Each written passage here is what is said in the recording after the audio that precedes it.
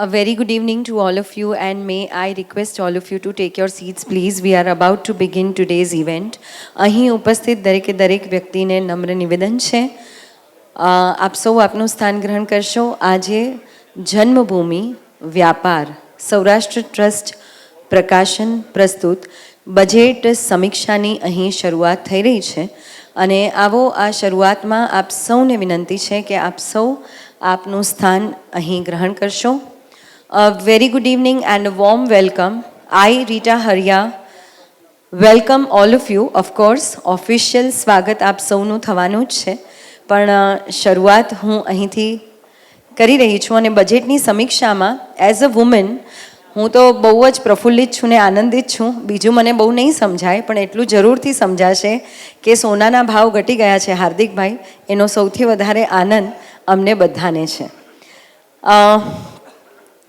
સૌથી પહેલાં હું અહીં વિનંતી કરીશ CEO and group editor Padma Bhushan Shri Kundanbhai Vyas, આ પ્લીઝ અહીં મંચ ઉપર પધારશો. વ્યાપારનો ઇતિહાસ અને એના પ્રગતિ પંથનો જે સારાંશ છે એની અહીં આપ રજૂઆત કરશો. અને પદ્મભૂષણ શ્રી કુંદનભાઈ વ્યાસ આવી રહ્યા છે. May I request all of you to tap your hands please. Thank you so much.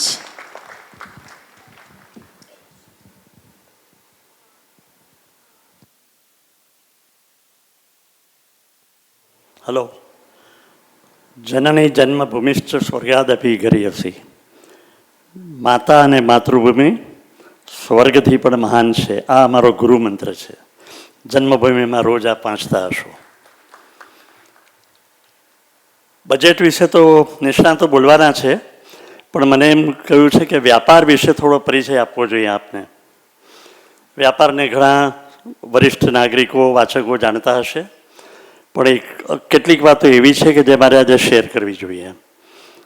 વ્યાપાર is the first paper, print મીડિયામાં પહેલું અખબાર છે કે જેણે બજેટની સમીક્ષા આપવાની શરૂઆત કરી હોય. અને એ વખતે કોઈ અંગ્રેજી અખબારો હતા નહીં. 60sના ગાળામાં આઈ ટેલ યુ કે અંગ્રેજી અખબારો જે છે એ પછી વ્યાપાર પછી શરૂ થયા. અને વ્યાપારમાં જાહેર ખબર આવતી હતી કે હવે તમે અંગ્રેજીમાં ઇંગ્લિશમાં આ સમાચારો વાંચી શકો છો. આ વ્યાપારનું મૂળ છે. વ્યાપારી ગુજરાતી હોય એટલે ગુજરાતના ડીએનએમાં મૂળમાં વ્યાપાર હોય એ રીતે. પણ જ્યારે બજેટ આવે ત્યારે આજ જેવા બજેટ નહોતા. ત્યારે બજેટ સાંજે 5 વાગે લોકસભામાં રજૂ થાય. અને ત્યારે વ્યાપારના જે પાયામાં જે લોકો હતા, અમારા તંત્રી ગિલાણી સાહેબ, એમની એક ટીમ હતી, PN શાહ, જે ચાર્ટર્ડ એકાઉન્ટન્ટ ઇન્સ્ટિટ્યૂટના પ્રેસિડેન્ટ પણ હતા, અને બીજા હતા NC મહેતા. આ બે મૂળ દરેક વખતે બજેટ વખતે પાર્લામેન્ટ કવર કરવા માટે દિલ્હી આવે. અને હું ત્યારે ત્યાં દિલ્હીમાં હતો. ત્યારે ઘેર આવે, સવારે ફ્લાઇટમાં આવ્યા હોય અને સાંજે 5 વાગે મારી સાથે અમે પાર્લામેન્ટમાં જઈએ. ત્યારે છૂટ હતી, આટલી બધી પાબંદી નહોતી. અને આખી સ્પીચ સાંભળીને પોઈન્ટ લખે આ ચાર્ટર્ડ એકાઉન્ટન્ટ્સ બને. અને પાછળ સાંજની ફ્લાઇટમાં દે કમ બેક ટુ મુંબઈ. અને પછી એ આખા રિપોર્ટ જે લખે સમજાવીને એ વ્યાપારમાં છપાય. તમને આશ્ચર્ય થશે કે વ્યાપાર બધા છપાઓ સવારે 4 વાગે અને 5 વાગે આવે, ત્યારે વ્યાપાર બપોરે 2 વાગે બીજા દિવસે છપાયું હોય છતાં પણ એ જમાનામાં 60,000 કોપીઓ વ્યાપારની જતી હતી. આ વ્યાપારની એક મોટી સિદ્ધિ છે. અને એ લખવું એટલે કોઈ આસાન નહોતું. ત્યારે આવા કોઈ સેમિનાર નહોતા, સમીક્ષા નહોતી. માત્ર વ્યાપારમાં બધી જે દરખાસ્તો હોય, જે પ્રપોઝલ્સ હોય આની, એ સમજાવવાનું એમનું કામ હતું. અને એ બસ સમજાવતા અને ક્યાંય સુધી સિરિયલ ચાલતી. તમને એ પણ આશ્ચર્ય થશે કે ત્યારે એક જમાનામાં રેલવે એમ્પાયરનું, રેલવે મિનિસ્ટ્રીનું અલગ બજેટ હતું. Not part of the same budget. Postal ડિપાર્ટમેન્ટનું બજેટ અલગ હતું. એટલે આ સંજોગોમાં આવી રીતે બજેટ પેશ થતા હતા. પણ સવાલ એ હતો કે 5 વાગે સાંજે શા માટે થાય છે? કોઈ have you ever thought about it કે 5 વાગે સાંજે શા માટે થાય? મને પીએન શાહ સાહેબની સલાહથી હું બીજા દિવસે ફાઇનાન્સ સેક્રેટરીની પ્રેસ કોન્ફરન્સ હોય, એ જમાનામાં ઇકોનોમિક એડવાઇઝર્સ નહોતા આજે જેમ છે તેમ. ફાઇનાન્સ સેક્રેટરી હોય, રેવન્યુ સેક્રેટરી હોય, એક્સપેન્ડિચર સેક્રેટરી હોય, એ લોકો બધા ભેગા થઈને નક્કી કરે. પ્રેસ કોન્ફરન્સમાં મને એમના કહેવાથી સલાહથી હું સવાલ પૂછું કે why do insist on 5 o'clock? તો કોઈ સ્પષ્ટ જવાબ આપતા નહોતા. પણ પછી એમ કે હાઉસ ઓફ કોમન્સમાં જ્યારે બજેટ રજૂ થાય એ વખતે એક સિલસિલો છે, એક પરંપરા છે કે ત્યારે જ અહીંયા આગળ લોકસભામાં બજેટ પેશ થાય. બીજા કોઈ એવી દલીલ કરી કે બજેટમાં આવ્યા પછી ઇમિડિયેટલી શેર બજાર ચમકી ઉઠે, તૂટી ઉઠે, ગમે તે થાય. અરે ભાઈ, શેર બજારનું તો સ્પેશિયલ સેશન થાય છે, એમાં કોઈ સવાલ જ નથી. આ પછી કેટલી વખત અમે દર વખતે પૂછતા રહ્યા અને પછી બીજા છાપાઓ બધાએ આ ઇસ્યુ પોપાડી લીધો. એટલે 5 વાગ્યાથી કરીને કે હવે આપણે વહેલું કરીએ, 12 વાગે કરીએ, 11 વાગે કરીએ. પછી ફાઇનાન્શિયલ યર ક્યુ રાખવું?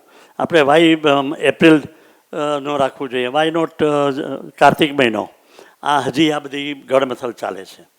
પણ બજેટની મૂળ જે સમજાવટ હોય, જે સમજાવવાની જે ક્ષતિ જે શરૂઆત કરી એ વ્યાપારે કરી ત્યારે આ નહોતા. અને એ પછી પાછળના વર્ષોમાં પીએન શાહ સાહેબ, એનસી મહેતા સાહેબ બધા અહીંયા આગળ આઈએમસીમાં પણ રાખતા સેમિનાર, અને જેના પ્રશ્નો હોય એ પૂછે.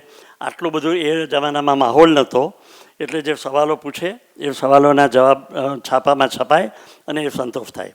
વ્યાપારની બીજી એક વાત મારે કહેવી જોઈએ કે વ્યાપારમાં એટલી બધી પ્રેસ્ટીજ હતી, પ્રતિષ્ઠા હજી પણ છે સરકારમાં. જે મોન્ટેકસિંહ આલુવાલિયાને પૂછો, ડૉક્ટર મનમોહન સિંહને પૂછો, તિવારીને પૂછો, જેટલા ચીફ મિનિસ્ટર વીપી સિંહ હતા, જેટલા ફાઇનાન્સ મિનિસ્ટર થઈ ગયા, બધાના ઇન્ટરવ્યૂ દિવાળી અંકમાં અમે છાપ્યા છે, લીધા છે.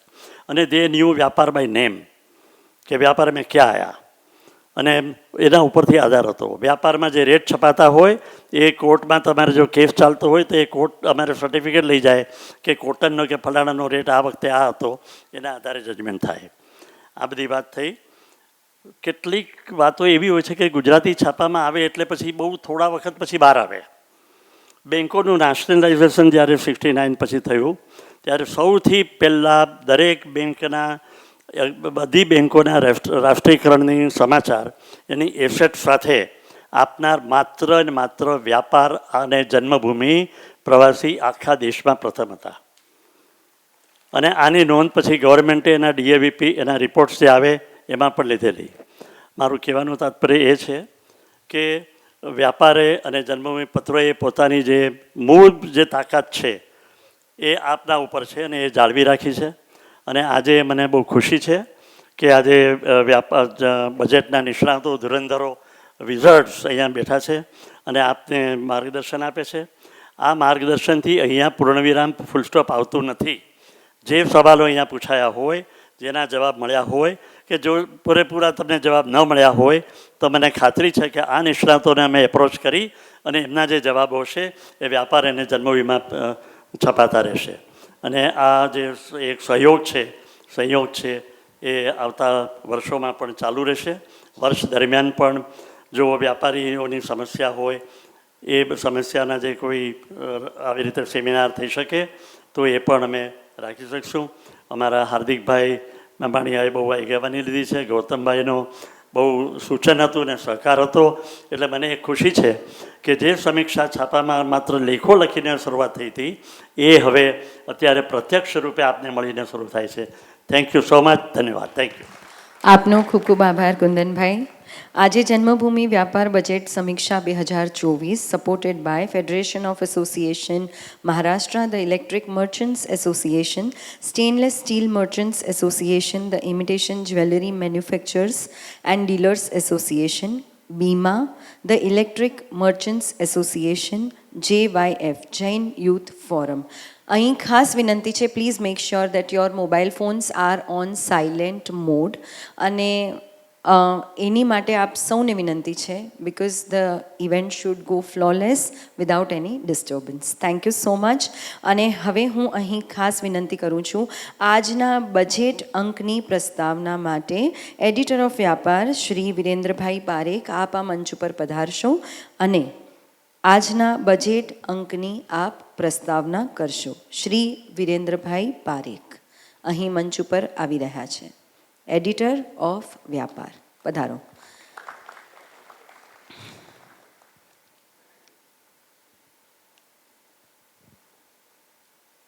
Thank you so much. આપનો ખૂબ ખૂબ આભાર. અને આઈ કુડ સી બધાએ ક્વિકલી એક્શન લીધું અને આપે મોબાઈલ સાયલેન્ટ કર્યા તે બદલ પણ આપનો આભાર. Thank you. Respected Sri Hardikbhai, Kundanbhai, dignitaries on the dais, and your excellencies, on behalf of Janmabhoomi Group of newspapers in general and Vyapar in particular, I have great pleasure in welcoming you all to this brainstorming session on the budget. I have no pretensions of analyzing the budget in presence of these renowned experts. We have sought to do it in the special budget issue of Vyapar, which is already with you.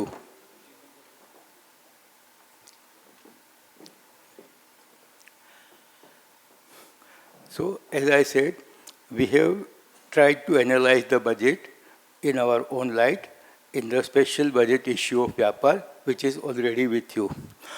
I shall confine myself here to a general point which is applicable to all budgets.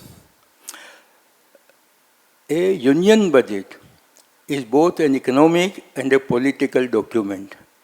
The economists try to find out how the budget will affect the economy. So they focus on fiscal deficit, capital expenditure, real and nominal GDP growth and tax collections, and GDP deflator and such like. They also try to find out how different industries and sectors will be affected by the budget. So they say what is in it, say for automobile or fertilizer industry or jewelry and the startups and so on.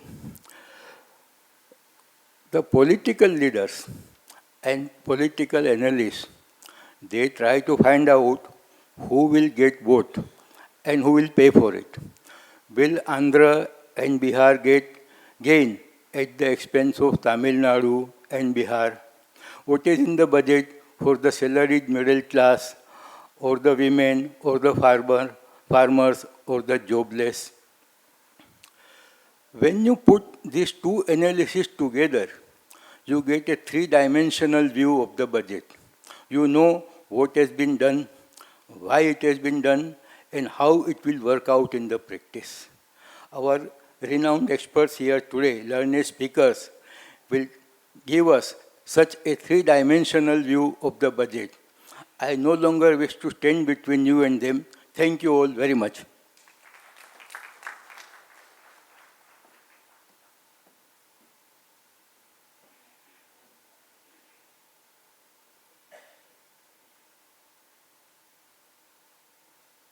આપનો ખૂબ ખૂબ આભાર વિરેન્દ્રભાઈ. અને હવે હું અહીં મંચ ઉપર આમંત્રિત કરીશ આજની બજેટ સમીક્ષાની પ્રસ્તાવના કરવા માટે Shri Hardikbhai Mamaniya, managing trustee of Saurashtra trust અને કચ્છ શક્તિ 2024ના નેશનલ એવોર્ડના વિજેતા શ્રી હાર્દિકભાઈ મામણિયા યુવા શક્તિ છે આપણા સમાજની. જોરદાર તાળીઓથી એમને આવકાર આપશો. એકબીજાને ગમતા રહીએ. આજે ફૂલછાપની અંદર ગૌતમભાઈ, આજે ફૂલછાપની અંદર 17 ઓગસ્ટ 1947ના ફિગર્સ મૂકવામાં આવ્યા. If your income is 1500, you do not have to pay nothing. If your income is 3500, 8 pai, ત્યારે પાઈ ચાલતા હતા, અને 5000ની ઇન્કમ હોય તો એક આનો તમને ટેક્સ ભરવાનો હોય. આપણે 1947થી આજના વર્ષ સુધી આવી ગયા છે. અને निर्मला सीतारमने काले बहुत सरस बात करी, विकसित भारत के हमारे मिशन प्रकृति के साथ सामंजस्य बैठते हुए सभी नागरिकों को सुविधाएं मुहैया करेंगे और 2047 तक विकसित भारत बनाने से मदद करेंगे. આ બજેટ એક વિકસિત ભારત માટે પ્રેરણાદાયક રહેશે. આ એક વોચ છે. યસ અમિતભાઈ, ગૌતમભાઈ, આ એક વોચ છે. કુંદનભાઈ, આમાં એક વોચમાં એક મોટો કાંટો છે, એક નાનો કાંટો છે. યસ, એક મોટો કાંટો છે ને એક નાનો કાંટો છે. બંને કાંટા સેમ હોય તો ટાઈમ જોઈ શકાય? બંને કાંટા સેમ હોય તો જોઈ શકાય? ન જોઈ શકાય. કન્ફ્યુઝ થઈ જઈએ આપણે. It's not possible. આપણને કરેક્ટ ટાઈમ ન મળે. એટલે જ જન્મભૂમિ વ્યાપાર આજે તમારા માટે લઈ આવ્યું છે બજેટ સમીક્ષા 2024. કારણ કે આપણે આપણો સમય કેવો હશે અને આગળ કઈ રીતે જશે એના માટે આપણને એક્સપર્ટ આપણને સરસ મજાનો સમય બતાવશે. તો આપણો મોટો ને નાનો કાંટો એટલે કે એના પોઝિટિવ સાઇડ્સ અને નેગેટિવ સાઇડ્સ બંને બતાડશે. Start at red and stop at green. Start at red and stop at green. Ashokbhai, Gautambhai મને કહેશે કે ભાઈ આ કેમ વાત કરે છે start at red and stop at green? It should be start at green and stop at red. હું ડ્રાઇવિંગની વાત નથી કરતો, હું તો કલિંગર વોટરમેલનની વાત કરું છું. It could be different perceptions. Budget કાલે આવ્યું છે પણ ડિફરન્ટ પરસેપ્શન્સ હોઈ શકે છે. એટલે આજે આપણી પાસે આટલી ડિસ્ટિંગ્વિશ પેનલ છે જે આપણને ડિફરન્ટ પરસેપ્શન્સ મૂકશે, આપણને ડિફરન્ટ એનાલિટિકલ આઈડિયાઝ આપશે. જ્યારે બજેટ કાલે આવ્યું ત્યારે હંમેશા લોકો કહેશે કે બ્લેક અથવા white. Either it is black or either it is white. Black એટલે કે બેડ પોઈન્ટ્સ અને વ્હાઇટ એટલે કે good points. But there is always a grey area. There is always a grey area. એટલે આજે તમારા બધામાં જે પણ ગ્રે એરિયા હોય એના પ્રશ્નો તમે લખી શકો છો અને અમારા ડિસ્ટિંગ્વિશ પેનલને મોકલી શકો છો. આ બજેટ જે છે ને સમીક્ષા માટે આ મેગ્નિફાઈંગ ગ્લાસ જેવા છે. મેગ્નિફાઈંગ ગ્લાસથી આજની પેનલ એમને ક્લિયર કરશે, તટસ્થ અને સચોટ આન્સર આપશે. છેલ્લે એટલું જ કહીશ, કાલે નરેન્દ્ર મોદીએ આ જે બજેટ થયું એના પછી કહ્યું, કશ્તી ચલાને વાલોને જબ હાર કે દી पतावर हमें लहर लहर तूफान मिले, लहर लहर तूफान मिले और मौज मौज मजगार हमें फिर भी दिखाया है हमने, फिर भी दिखाया है हमने, फिर ये दिखा देंगे सबको, फिर भी ये दिखा देंगे सबको, इन हालत में आना है, दरिया करना पार हमें आता है, दरिया करना पार हमें आता है. આજની ડિસ્ટિંગ્વિશ પેનલને અને તમને સૌને આજે હું હર્ષ અનુભવું છું. અમારા ટ્રસ્ટીઓ, અમારી મેનેજમેન્ટ ટીમ વતીથી આપ સર્વેને જન્મભૂમિ વ્યાપાર સમીક્ષા માટે ફરીથી welcome. Thank you. Thank you so much. You bring the spark on stage and in your speech. So એકવાર જોરદાર તાળીઓથી ફરી એકવાર આપણે સૌ હાર્દિકભાઈને વધાવીએ. અને આવો હવે અહીંયા આપણે સન્માનિત કરીશું અને એક નાનકડી ઓળખાણ. ઓફકોર્સ અહીં જે પણ દિગ્ગજો ઉપસ્થિત છે આ મંચ ઉપર એમની ઓળખાણ કરાવવી એટલે સૂરજને દીવો બતાડવા જેવી વાત છે. But a small formal introduction. તો સૌથી પહેલાં હું ઓળખાણ કરાવીશ આપની શ્રીમાન શ્રી ગૌતમભાઈ ત્રિવેદી સાથે. જી હા, ગૌતમભાઈ ત્રિવેદી એટલે કો ફાઉન્ડર અને managing partner of Nepean capital. પણ એનાથી પણ વિશેષ આજના આપણા મોડરેટર અને સૌરાષ્ટ્ર ટ્રસ્ટના ટ્રસ્ટી. એમની માટે જો વાત કરવી હોય તો છેલ્લા 26 વર્ષનો અનુભવ તેઓ ઇન્ડિયન અને એશિયન ફાઇનાન્શિયલ ઇન્ડસ્ટ્રીમાં ધરાવે છે.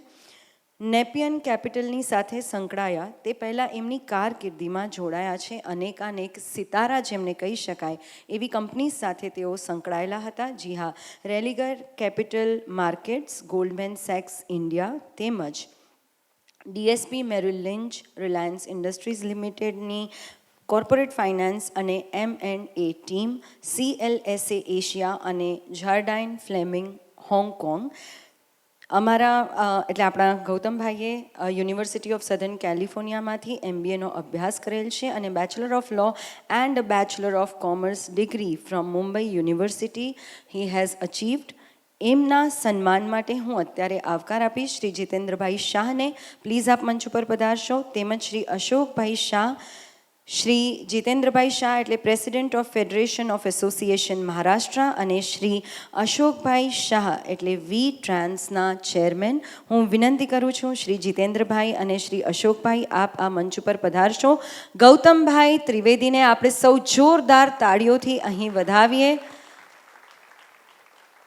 જેટલા કોન્ફિડન્સથી એમના ફેસ ઉપર અત્યારે સ્માઇલ છે. જી હા ગૌતમભાઈ, આપની માટે હું એટલું જ કહીશ, you are pride of India and we are truly honoured to have you on this stage as our moderator and you are part and trustee of Saurashtra trust પ્રકાશન. જબરજસ્ત તાળીઓથી આપણે સૌ અભિવાદિત કરીએ શ્રી ગૌતમભાઈ ત્રિવેદીને. Thank you so much. આપનો ખૂબ ખૂબ આભાર. અને હવે હું વિનંતી કરું છું આપણે સૌ જોડાશું શ્રી અમિતભાઈ દલાલ સાથે. અમિતભાઈ, આપનું હાર્દિક સ્વાગત છે. અમિતભાઈ માટે હું શરૂઆત અહીંયાથી કરીશ. 1986માં માસ્ટર ઓફ બિઝનેસ એડમિનિસ્ટ્રેશનનો અભ્યાસ જેમણે કર્યો યુનિવર્સિટી ઓફ મેસેચ્યુટ્સમાંથી અને 1984માં બેચલર ઓફ કોમર્સ સિડનમ કોલેજમાંથી જેઓ થયા. 2010થી આજ દિવસ સુધી ટાટા ઇન્વેસ્ટમેન્ટ કોર્પોરેશન લિમિટેડ TICLમાં એઝ એન એક્ઝિક્યુટિવ ડિરેક્ટર તેઓ સંકળાયેલા છે અને એના પ્રગતિના પંથમાં એમનો બહુ જ મોટો સિંહ ફાળો છે. બિઝનેસ મેગેઝિન્સ જે અત્યંત પ્રતિષ્ઠિત જેમને બિઝનેસ મેગેઝિન્સ કહી શકાય એવી Forbes India, business India, financial express જેવી અનેકાનેક મેગેઝિન્સમાં તેમના આર્ટિકલ્સ વારંવાર પબ્લિશ થતા હોય છે. છેલ્લા 2 દાયકાઓથી કેપિટલ માર્કેટ્સની જે પણ ટીવી ચેનલ્સ છે જેવી કે CNBC, NDTV, બ્લૂમબર્ગ, UTV એવી ચેનલ્સમાં એમના વ્યૂઝ અને લોકો ઝંખતા હોય કે એમના વ્યૂઝ સાંભળવા ખરેખર લોકોને ખૂબ જ ફાયદેમંદ થતા હોય છે.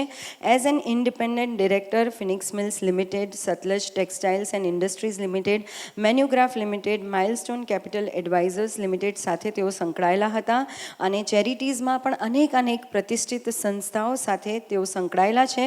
અમિતભાઈ, જો આપની વાતો કરીએ તો સમય ખૂબ જ ઓછો પડે એટલે સંક્ષિપ્તમાં એની રજૂઆત કરી. અને હવે હું વિનંતી કરું છું શ્રીમાન Shri Ketanbhai Thakkar, president electric merchants association અને વિમલભાઈ ભૂતા, BJP મુંબઈ સેક્રેટરી. શ્રી કેતનભાઈ ઠક્કર અને શ્રી વિમલભાઈ ભૂતા આ મંચ ઉપર અહીં આવી રહ્યા છે અને અમિતભાઈ દલાલનું અહીં આપણે સૌ એક સાથે મળી અભિવાદન કરીએ.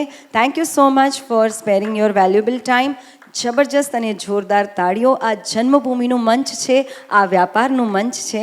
આપણે સૌ આપણા સ્થાને બેઠા બેઠા અમિતભાઈને અહીં અભિવાદિત કરીએ. Thank you so much. Yes, આપનો પણ ખૂબ ખૂબ આભાર આ મંચ ઉપર આવવા. અને હવે હું ઓળખાણ કરાવીશ managing director and head of equities Macquarie India Shri Sandeepbhai ભાટિયાની અહીંયા હું ઓળખાણ કરાવી રહી છું. સંદીપભાઈ ઓક્ટોબર 2015થી મેક્વેરી ઇન્ડિયા સાથે જોડાયેલા છે એઝ હેડ ઓફ ઇક્વિટીઝ. છેલ્લા 3 દાયકાનો અનુભવ જે ધરાવે છે ઇન્ડિયન ઇક્વિટી માર્કેટ્સમાં અને એમનું ફોકસ બહુ જ ક્લિયર છે. તેઓ માહેર છે ઇક્વિટી બિઝનેસમાં અને આખા વિશ્વમાં તેઓ પોતાના ક્લાયન્ટ્સ ધરાવે છે. Macquarie is driving its corporate relationships and increasing investor management engagement in IT, energy, telecom, pharmaceutical, banking and financial services sectors. Sandeepbhai Kotak institutional ઇક્વિટીઝ તેમજ UBS જેવી સંસ્થાઓ એટલે કે કંપની સાથે સંકળાયેલા રહ્યા છે. તેમણે MBA કર્યું છે Indian institute of management Bangalore and believe me he is bin અવોર્ડેડ as a gold medallist in Indian economics from the institute. આ બહુ જ મોટી વાત છે. આપણે સૌ એમને જોરદાર તાળીઓથી વધાવીએ. Sandeepbhai is CFA, charter holder and cost accountant and in his spare time he is an amazing photographer, a mature photographer and tech buff as well. આવો હું અહીં વિનંતી કરું છું ગાલા એન્ડ ભંસાલીના અહીં CA Shriman Shri Dineshbhai Gala, please આપ મંચ ઉપર પધારશો. અને JYF અમારા જૈન યુથ ફોરમના શ્રી જયેશભાઈ ગોગરી ટ્રસ્ટી, આપને વિનંતી છે જયેશભાઈ આપ પણ અહીં પધારશો. શ્રી દિનેશભાઈ ગાલા અને શ્રી જયેશભાઈ ગોગરી, આપને વિનંતી છે આપ આ મંચ ઉપર પધારશો અને સન્માનિત કરશો સંદીપભાઈ ભાટિયાને. Okay.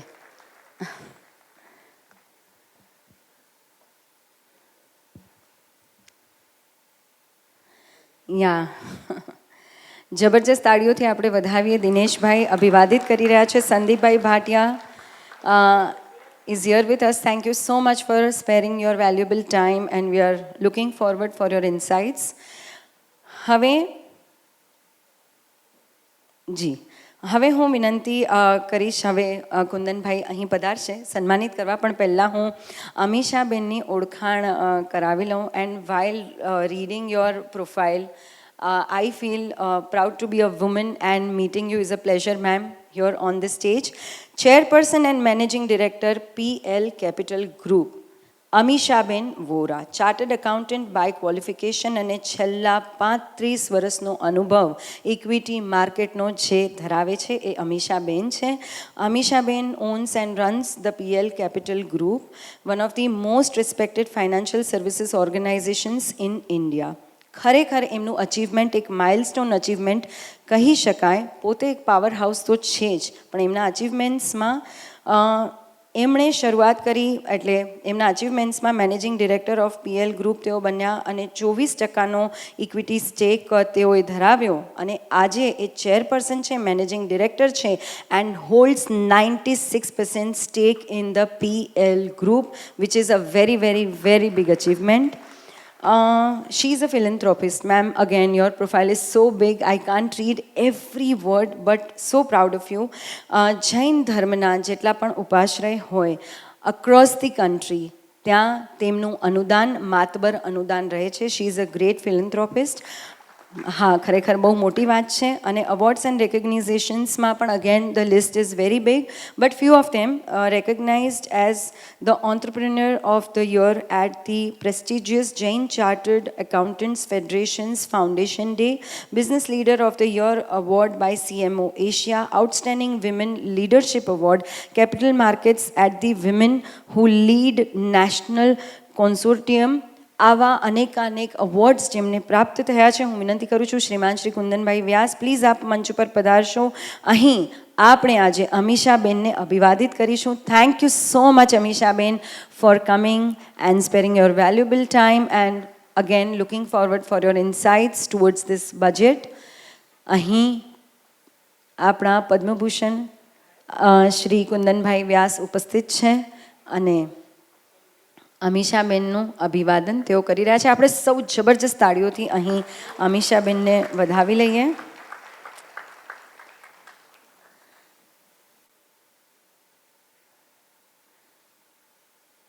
Thank you so much. Jitendrabhai કહેવું બહુ અઘરું લાગે છે, પણ કહેવું પડે છે. Jitubhai, Shri Jitendrabhai Mehta, fondly called Jitubhai. જી હા, ક્રેડાઈ MCHI થાણેના પ્રેસિડેન્ટ અને અનેકાનેક ઇવેન્ટ્સ જેમણે ઓર્ગેનાઇઝ કર્યા છે. મેગા હાઉસિંગ અને finance exhibition MCHI since the last 20+ years as chairperson. અને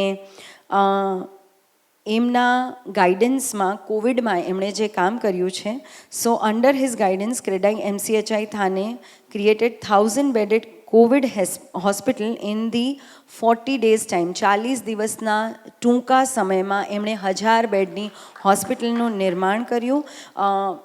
જે રાસરંગ ચાલે છે, નવરાત્રિ ફેસ્ટિવલ થાણામાં, એ પણ તે ઓર્ગેનાઇઝ કરે છે. એકચ્યુઅલી હું એમની સાથે છેલ્લા 25 વર્ષથી સંકળાયેલી છું. અનેકાનેક સંસ્થાઓની લીડરશિપ, વ્યાવસાયિક રીતે પ્રગતિના પંથે અને બિલ્ડર્સની દુનિયામાં એક બહુ જ મોટું અને વેલ રિનાઉન્ડ નામ એ છે આપણા જીતેન્દ્રભાઈ મહેતા, જીતુભાઈ. હું વિનંતી કરું છું ધ ઇલેક્ટ્રિક મર્ચન્ટ્સ એસોસિએશનના વાઇસ પ્રેસિડેન્ટ શ્રીમાન શ્રી પ્રેમભાઈ વોરા અને JYF જૈન યુથ ફોરમના ટ્રસ્ટી શ્રી જીગરભાઈ ગાલા. શ્રીમાન શ્રી જીગરભાઈ ગાલા, આપને વિનંતી છે આપ મંચ ઉપર પધારશો. પ્રેમભાઈ વોરા અને જીગરભાઈ આ મંચ ઉપર પધારી રહ્યા છે અને જીતુભાઈને સન્માનિત કરી રહ્યા છે.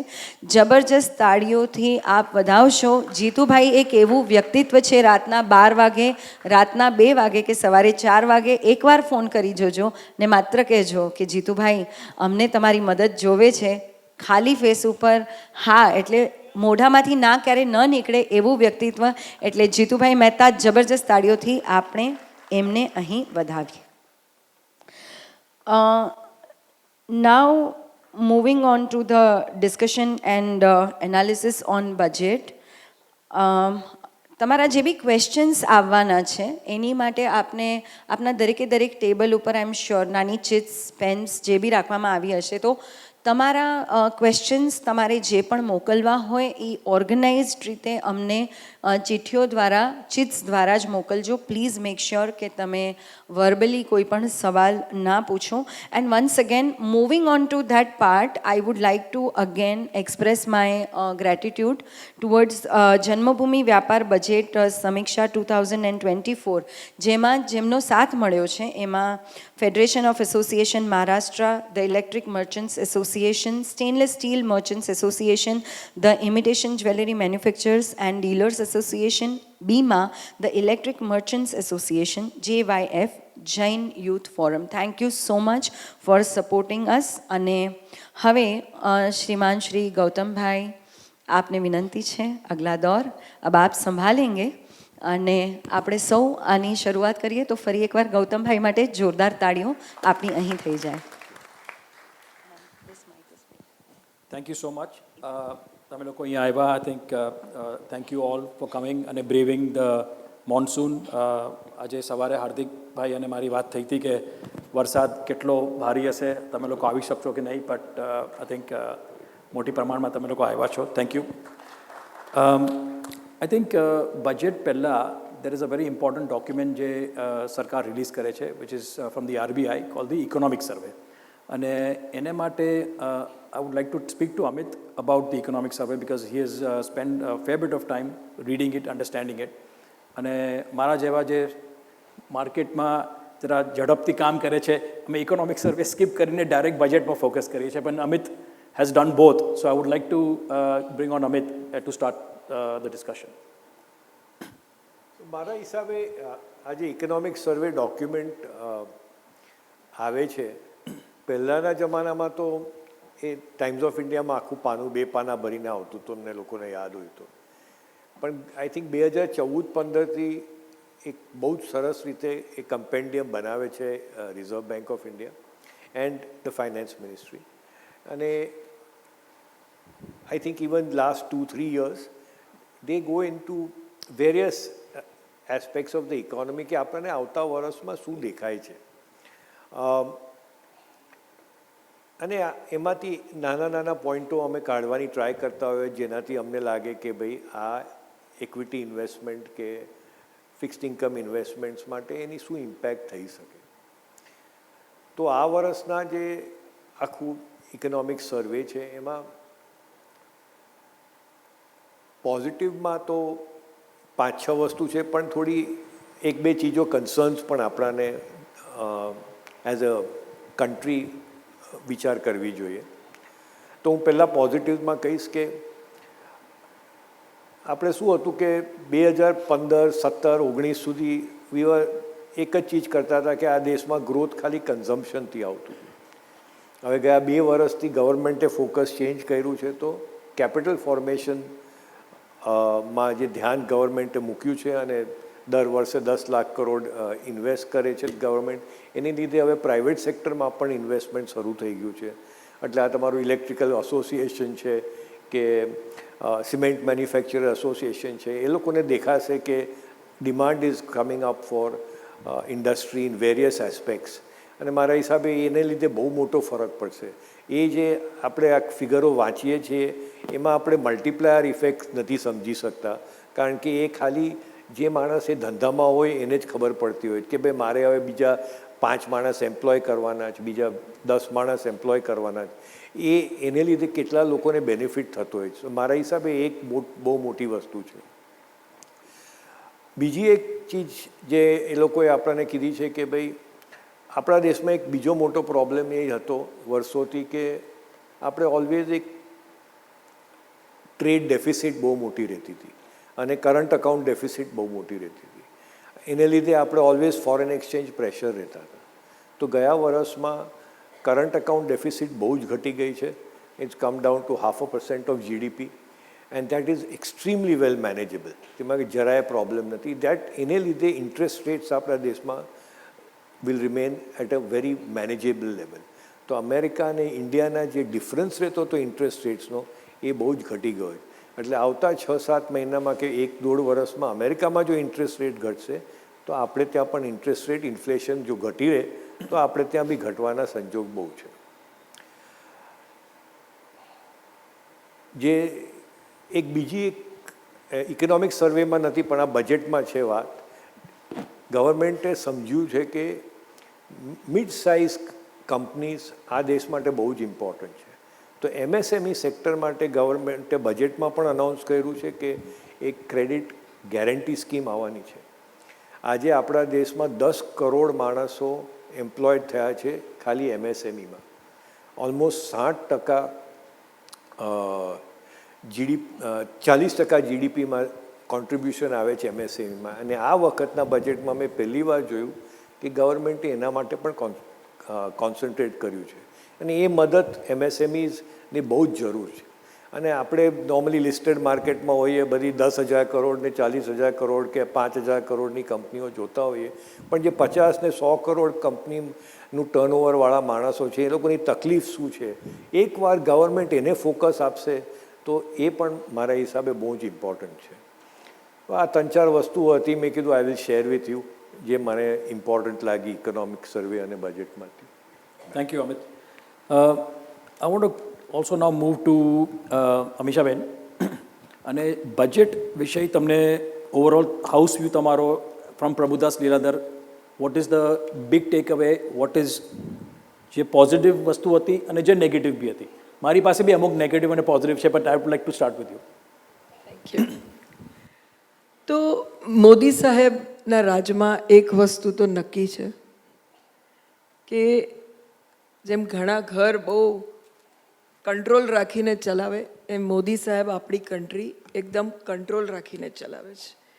ખોટા ખર્ચા ક્યાંય થતા નથી. RBIએ આપ બધાએ વાંચ્યું હશે 2 લાખ કરોડ પ્લસનું ડિવિડન્ડ આપ્યું. એટલે ગવર્મેન્ટ પાસે એકચ્યુઅલી પૈસા વધારે આવ્યા એક્સપેક્ટેશન કરતાં. તો પોસિબલ હતું કે કદાચ કેપિટલ ગુડ્સમાં વાપરત, કેપિટલ એક્સપેન્ડિચરમાં, અથવા તો ઇલેક્શનમાં થોડું આઉટકમ ઓછું છે તો ક્યાંક બીજી સ્કીમ્સમાં વાપરત. પણ અગર તમે નોટ કર્યું હશે તો એ લોકોએ ચૂઝ કર્યું 5.1%થી ફિસ્કલ ડેફિસિટ જ 4.9% કરી નાખી. પૈસા આવ્યા જ તો અમે વધારે બોરોઈંગ નહીં કરીએ, ઉલટાના થોડા પૈસા પાછા આપી દેશું.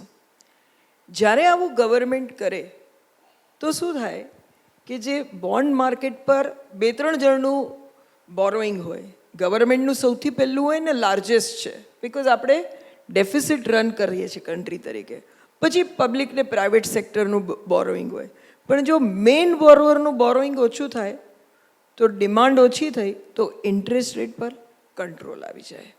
એટલે જેમ અમિતભાઈએ બી કીધું, સૌથી મોટું અગર કોઈ કહેવાય ને ફાઇનાન્શિયલ માર્કેટમાં અગર કોઈ રાક્ષસ હોય તો એ એક છે ઇન્ફ્લેશન અને ઇન્ટરેસ્ટ રેટ. એને લીધે આખા બધા બિઝનેસ ઇમ્પેક્ટ થઈ જાય. તો એને આના લીધે કંટ્રોલમાં રહેશે અને એ અંદર પૂરાયેલો રહેશે. So I think that is the first highlight. બીજું એક જરા સ્ટાક ડિફરન્સ જોઈએ તો લાસ્ટ 3-4 વર્ષમાં કેપિટલ એક્સપેન્ડિચર 30% વધતા હતા. તો બેઝ ઘણો વધેલો છે. એ બેઝને આ વર્ષે પહેલાંના બજેટમાં બી અને વોટ ઓન અકાઉન્ટ અને ફાઇનલમાં બી વધાર્યું છે લગભગ 12-13%. એટલે જેટલો પહેલાં ગ્રોથ આવતો હતો એટલો નથી. તો એની અંદર અઝમ્પશન છે કે હવે as a government if they spend less, શું પ્રાઇવેટ સેક્ટર બી કેપિટલ એક્સપેન્ડિચર કરશે? કે ઓટોમોબાઈલ કંપની કે સ્ટીલ કંપનીઝને સો મેની કંપનીઝ જેની કેપેસિટી યુટિલાઇઝેશન હાઈ થઈ ગઈ છે, એ લોકો સ્પેન્ડ કરશે, સોલાર પર સ્પેન્ડ કરશે. તો that is little bit of assumption કે કેપિટલ એક્સપેન્ડિચર પ્રાઇવેટ સેક્ટરનો બી વધતો જશે. અને ત્રીજું જે ફોકસ કરે છે, જે એમની છે જ સ્ટ્રેટેજી, પણ હવે એમને એકદમ ડીપ રૂટેડ જેની પર કામ કરતા મને દેખાઈ રહ્યા છે, એ છે એગ્રીકલ્ચર અને એમ્પ્લોયમેન્ટ. અને એ એવી રીતે કે જ્યારે તમે એગ્રીકલ્ચર લેન્ડ, આ તો બહુ ડિફિકલ્ટ સબ્જેક્ટ છે, પણ અગર તમે એગ્રીકલ્ચર લેન્ડ રેકોર્ડને સ્ટ્રીમલાઇન કરી નાખો, જે એફર્ટ એ લોકો ચાલુ કરે, તો એક ભગીરથ કામ ચાલુ થશે. આપણે બધાને ખબર છે કે પહેલું વર્ષ જ્યારે આવ્યું અને જનધન અકાઉન્ટ ચાલુ કરતા હતા, તો બધા બેંકને કીધું બધા લોકોના બેંક અકાઉન્ટ ખોલો ખોલો ખોલો. જેની પાસે ડિપોઝિટ મૂકવા 500 રૂપિયા નહોતા એનો બી બેંક અકાઉન્ટ ખોલો અને મફતમાં ખોલો. પણ એનો ફાયદો પછી આવ્યો કે જેટલો ખર્ચો આપણને સબસિડી ને બધું આપવા કરવું હતું એ જ માણસને જાય છે. હવે વચ્ચે કોઈ લીકેજ થતું નથી. તો એ જે એક રિફોર્મ હતું, એવું મને લાગે છે કે ફાર્મર લેન્ડ રિલેટેડ ઘણા રિફોર્મ્સ આ રેકોર્ડ ક્રિએશનથી થઈ જશે. ફાઇનલી હજી એક ઇમ્પોર્ટન્ટ પોઈન્ટ અગર આમાંથી મારે લેવાનો હોય, ઓફકોર્સ એમ્પ્લોયમેન્ટ રિલેટેડ અને નાની નાની વસ્તુ જ્યાં ઇમ્પોર્ટ ડ્યુટી ઘટાડવાની જરૂર હતી, જેમ કે સોલાર રિલેટેડ આઇટમ્સમાં જ્યાં વધારવાની જરૂર હતી, ક્યાંય પ્રોટેક્શન આપવા માટે, એ ઘણા પોઈન્ટ્સ લીધા છે. ફ્રોમ માર્કેટ પર્સપેક્ટિવ બધાને એક પોઈન્ટ લાગશે કે ભાઈ આ શોર્ટ ટર્મ કેપિટલ ગેઇન વધારવાની શું જરૂર હતી? અમે કમાયેલા પૈસા ઉપર ટેક્સ ભરીને જ આપણી પાસે પૈસા આવે છે, એને ઇન્વેસ્ટ કરીએ છીએ, એમાંથી કંઈ કમાય તો પાછો ટેક્સ લઈ જાઓ છો. તો એ થોડું માર્કેટ પર્સપેક્ટિવથી બધાને ઘણું પેન છે. પણ આવા સારા ટાઈમે જ્યારે માર્કેટનો ફ્લો જ મનીનો એટલો છે, ત્યારે તમારે કોઈક હાર્ડ ડિસિઝન લેવું હોય તો તમે લઈ શકો, પછી ન લઈ શકો.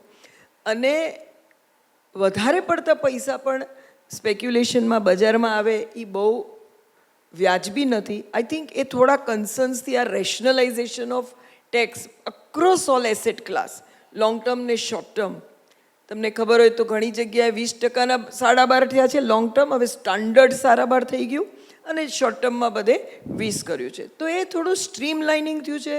થોડો વખત ક્યાંક આપણને થોડું પેઇન થશે, પણ એક સ્ટ્રક્ચર ઊભું થઈ જશે. તો ઓવરઓલ હું એમ કહીશ કે જ્યાં સુધી કંટ્રોલ રાખીને ખર્ચો કરે છે એ સૌથી મોટી વસ્તુ છે. અને જ્યાં જરૂર છે ત્યાં ખર્ચો કરે છે એ એનાથી મોટી વસ્તુ છે. તો એ બંનેમાં હું બહુ સારા માર્ક્સ આપું છું. અને ઇટ ઇઝ એમ કહી શકાય કે હવે વધારે પડતું ડિટેલમાં જઈને નાનામાં નાના સેક્ટર્સને સપોર્ટ કરવા માટે ક્યાંય ને ક્યાંય પૈસા આપે છે. બીજી એક મોસ્ટ ઇમ્પોર્ટન્ટ હાઇલાઇટ છે the innovation amount that they have kept almost 1 lakh crore, જેને લીધે અને સ્ટાર્ટઅપમાં એન્જલ ટેક્સ કાઢી નાખ્યો. તો એને લીધે એક આખું startup culture, research culture, innovation culture, અને આપણે જ નવું પ્રોડક્ટ ક્યાંય પણ કોઈ પણ સેક્ટરમાં બનાવીએ એને ખૂબ ફિલિપ મળશે ઇન્ડિયામાં. That is my broad thinking. Thank you. તમે જે વાત કરી regarding short term capital gains, I think મારું માનવાનું એમ છે, અને આઈ થિંક સંદીપનું જરાક જુદું માનવાનું છે, બટ એ આપણે વાત કરીશું. બટ મારું માનવાનું એમ છે કે જે રીતે માર્કેટ વધી ગયું છે છેલ્લા 3 વર્ષમાં, અને જે નવા પ્લેયર્સ ઇન્વેસ્ટર્સ આવી રહ્યા છે નાના નાના શહેરોમાંથી, નાના ગામડાઓમાંથી જે લોકો આવી રહ્યા છે, they have never scene a correction before. મને એ જ ચિંતા છે કે આ લોકો જો કરેક્શન જો મોટું આવે, કે ક્યારે આવશે ને કેમ આવશે એ આપણે પછી ડિસ્કસ કરશું, પણ જ્યારે બી આવશે એ લોકો they will lose so much money કે એ લોકો કદાચ પાછા માર્કેટમાં આવે જ નહીં. એટલે આ જે એક્વિટી કલ્ચર છેલ્લા 3 થી 4 વર્ષમાં જે સ્પ્રેડ થયું છે આપણા દેશમાં, it is very good in the long term. પણ હમણાં જે થઈ રહ્યું છે મને લાગે છે કે it has gone out of control, અને એને લીધે I suspect that was one of the reasons કે 20% short term capital gains tax કર્યું. આના પછી SEBI also has to pick up and figure out કે સ્પેક્યુલેશન ઓછું કરવા માટે, અને સેબીના ચીફે પોતે જ કીધું છે કે money should go into investment, not speculation. એટલે આ કસિનો જેવું જે થઈ ગયું છે એફએનઓ માર્કેટ આજની તારીખમાં ડેલી ટ્રેડેડ વોલ્યુમમાં 99% ફ્યુચર્સ એન્ડ ઓપ્શન્સનું વોલ્યુમ છે. કેશ માર્કેટ જેમાં અમે લોકો બધા ઇન્વોલ્વ છે, દેટ ઇઝ ઓનલી 1%. તમે વિચાર કરો કેટલું મોટું સ્પેક્યુલેશન ચાલી રહ્યું છે. But Sandeep, I like to bring you in and your thoughts on the budget overall, good and bad. Thank you Gautam. હા, સંભળાય છે ને? સો એક ટાઇટલ જો આપવું હોય આ બજેટને, તો મને લાગે છે ધ ટાઇટલ હોવો જોઈએ અભી પિક્ચર બાકી હૈ મેરે દોસ્ત. કારણ કે તમે એક અનાઉન્સમેન્ટ કરી હતી ફાઇનાન્સ મિનિસ્ટરે કે 6 મહિનામાં એક નવું ફાઇનાન્સ બિલ આવશે, અને એ ફાઇનાન્સ બિલ ની ઓબ્જેક્ટિવ છે કે એનો હેતુ છે કે એ સિમ્પલ હશે, એ ઘણી ચીજો સિમ્પ્લિફાય કરીને ઓલ્સો ચેન્જીસ લઈ આવશે. કારણ કે આપણે જોઈએ છે કે આઈટીમાં બહુ ડિસ્પ્યુટ છે, લિટિગેશન છે, એ બધું ચાલી જશે ને. બધું એઝ ઓબ્જેક્ટિવ તો બધું સરસ છે ને, સાંભળવા માટે બહુ જ સરસ લાગે છે, પણ જ્યારે આવશે ત્યારે ખબર પડશે કે શું છે. કારણ કે આ તો ઇન્ડિયા છે, અહીંયા તો એસે રાઇટિંગને તમે સપ્લિમેન્ટ ભરો તો વધારે માર્ક મળે છે. તો આમાં આપણું કલ્ચર જ એવું છે કે મોટી ગ્રંથ લખવાનું એક્ઝામમાં. તો પછી જોઈએ છે કે હવે ફાઇનલી જ્યારે લેજિસ્લેશન, જ્યારે લો આવે છે આપણી સામે, ત્યારે શું છે. અને બીજું એક ચીજ છે કે મને આજે જ મેં એક બિઝનેસ ચેનલ પર સોમનાથન, જે આપણા ફાઇનાન્સ સેક્રેટરી છે, એમનું ઇન્ટરવ્યૂ જોયું, અને એમને કહ્યું કે જે કેપિટલ ગેઇન્સ ટેક્સ જે અમીષાબેને વાત કરી ને તમે બી વાત કરી કે ઇટ ઇઝ અ નેગેટિવ, પણ હજી એમાં વધારે નેગેટિવ આવવાની શક્યતા છે. કારણ કે એ કહે છે કે 62% of the capital gains are paid by individuals who have a tax return of over 1 crore, and 88% of capital gains are paid by people who have a tax return of taxable income of over 15 lakhs. And we are taxing the rich. So તમે જો 15 lakhs and above is considered rich in India, which is not, મને લાગે છે એ બરાબર definition છે. 15 લાખની તમે taxable income બતાવો છો તો ઇન્ડિયાની જે એવરેજ ઇન્કમ છે એની પ્રમાણે તમે વેલ ઓફ છો. તો એ જે આજે જે ટેક્સ રેટ છે એનાથી મને લાગે છે 15% તો થશે જ, અને કદાચ એનાથી ઉપર 20% બી થઈ શકે, કારણ કે યુએસમાં 20% છે લોંગ ટર્મ કેપિટલ. યસ. અને એટલે એ ટેક્સ રેટ હજી વધશે. એટલે જ હું કહું છું કે હજી પિક્ચર બાકી હે મેરે દોસ્ત. અને બીજું વાત એ બી છે કે આ બધી જે ચીજો છે લેજિસ્લેશન, હવે આ સરકાર છે ને પછી બીજી સરકાર આવે તો પછી પાછું એમની પોલિટિકલ ઓબ્જેક્ટિવ્સને કદાચ એમની થિંકિંગ બી હોય કે જે અગલી સરકારે કર્યું હોય ને આપણે એમાં કંઈ ફેરબદલ કરીને આપણે એક પોલિટિકલ પોઈન્ટ સ્કોર કરે, તો એવું બી થઈ શકે. અત્યારે તો મોદી સરકાર લુક્સ વેરી સ્ટ્રોંગ, બટ મને લાગે છે કે આપણી જે ટેન્ડન્સીઝ છે પોલિટિશિયન્સની, that can also play a negative role. So unfortunately, despite the thinking that બધું simplify થશે, it is not guaranteed that બધું simplify થશે, is the risk which I want to point out. બાકી as a economist, I think as અમીષાબેને કહ્યું કે it is a very good budget. There is a long, એમાં 4 થી 5 વર્ષનું vision છે, અને આપણે બધાને સમજવું જોઈએ છે કે when the budget is presented, it is like presenting the budget to a joint family. ને આપણી જે જોઈન્ટ ફેમિલી હોય, જો 100 people મેમ્બર હોય જોઈન્ટ ફેમિલીમાં, એમાં કમાઉ માણસ તો 2.5% જ છે જે ટેક્સ બેઝ છે, બીજા બધા ખાવાવાળા છે અહીંયા. અને that is why the subsidies and the expenditures will always be focus for that kind of a family. અને જે પ્રયાસ કરે છે કે સ્ટાર્ટઅપ કલ્ચર આવે, સેલ્ફ એમ્પ્લોયમેન્ટ આવે.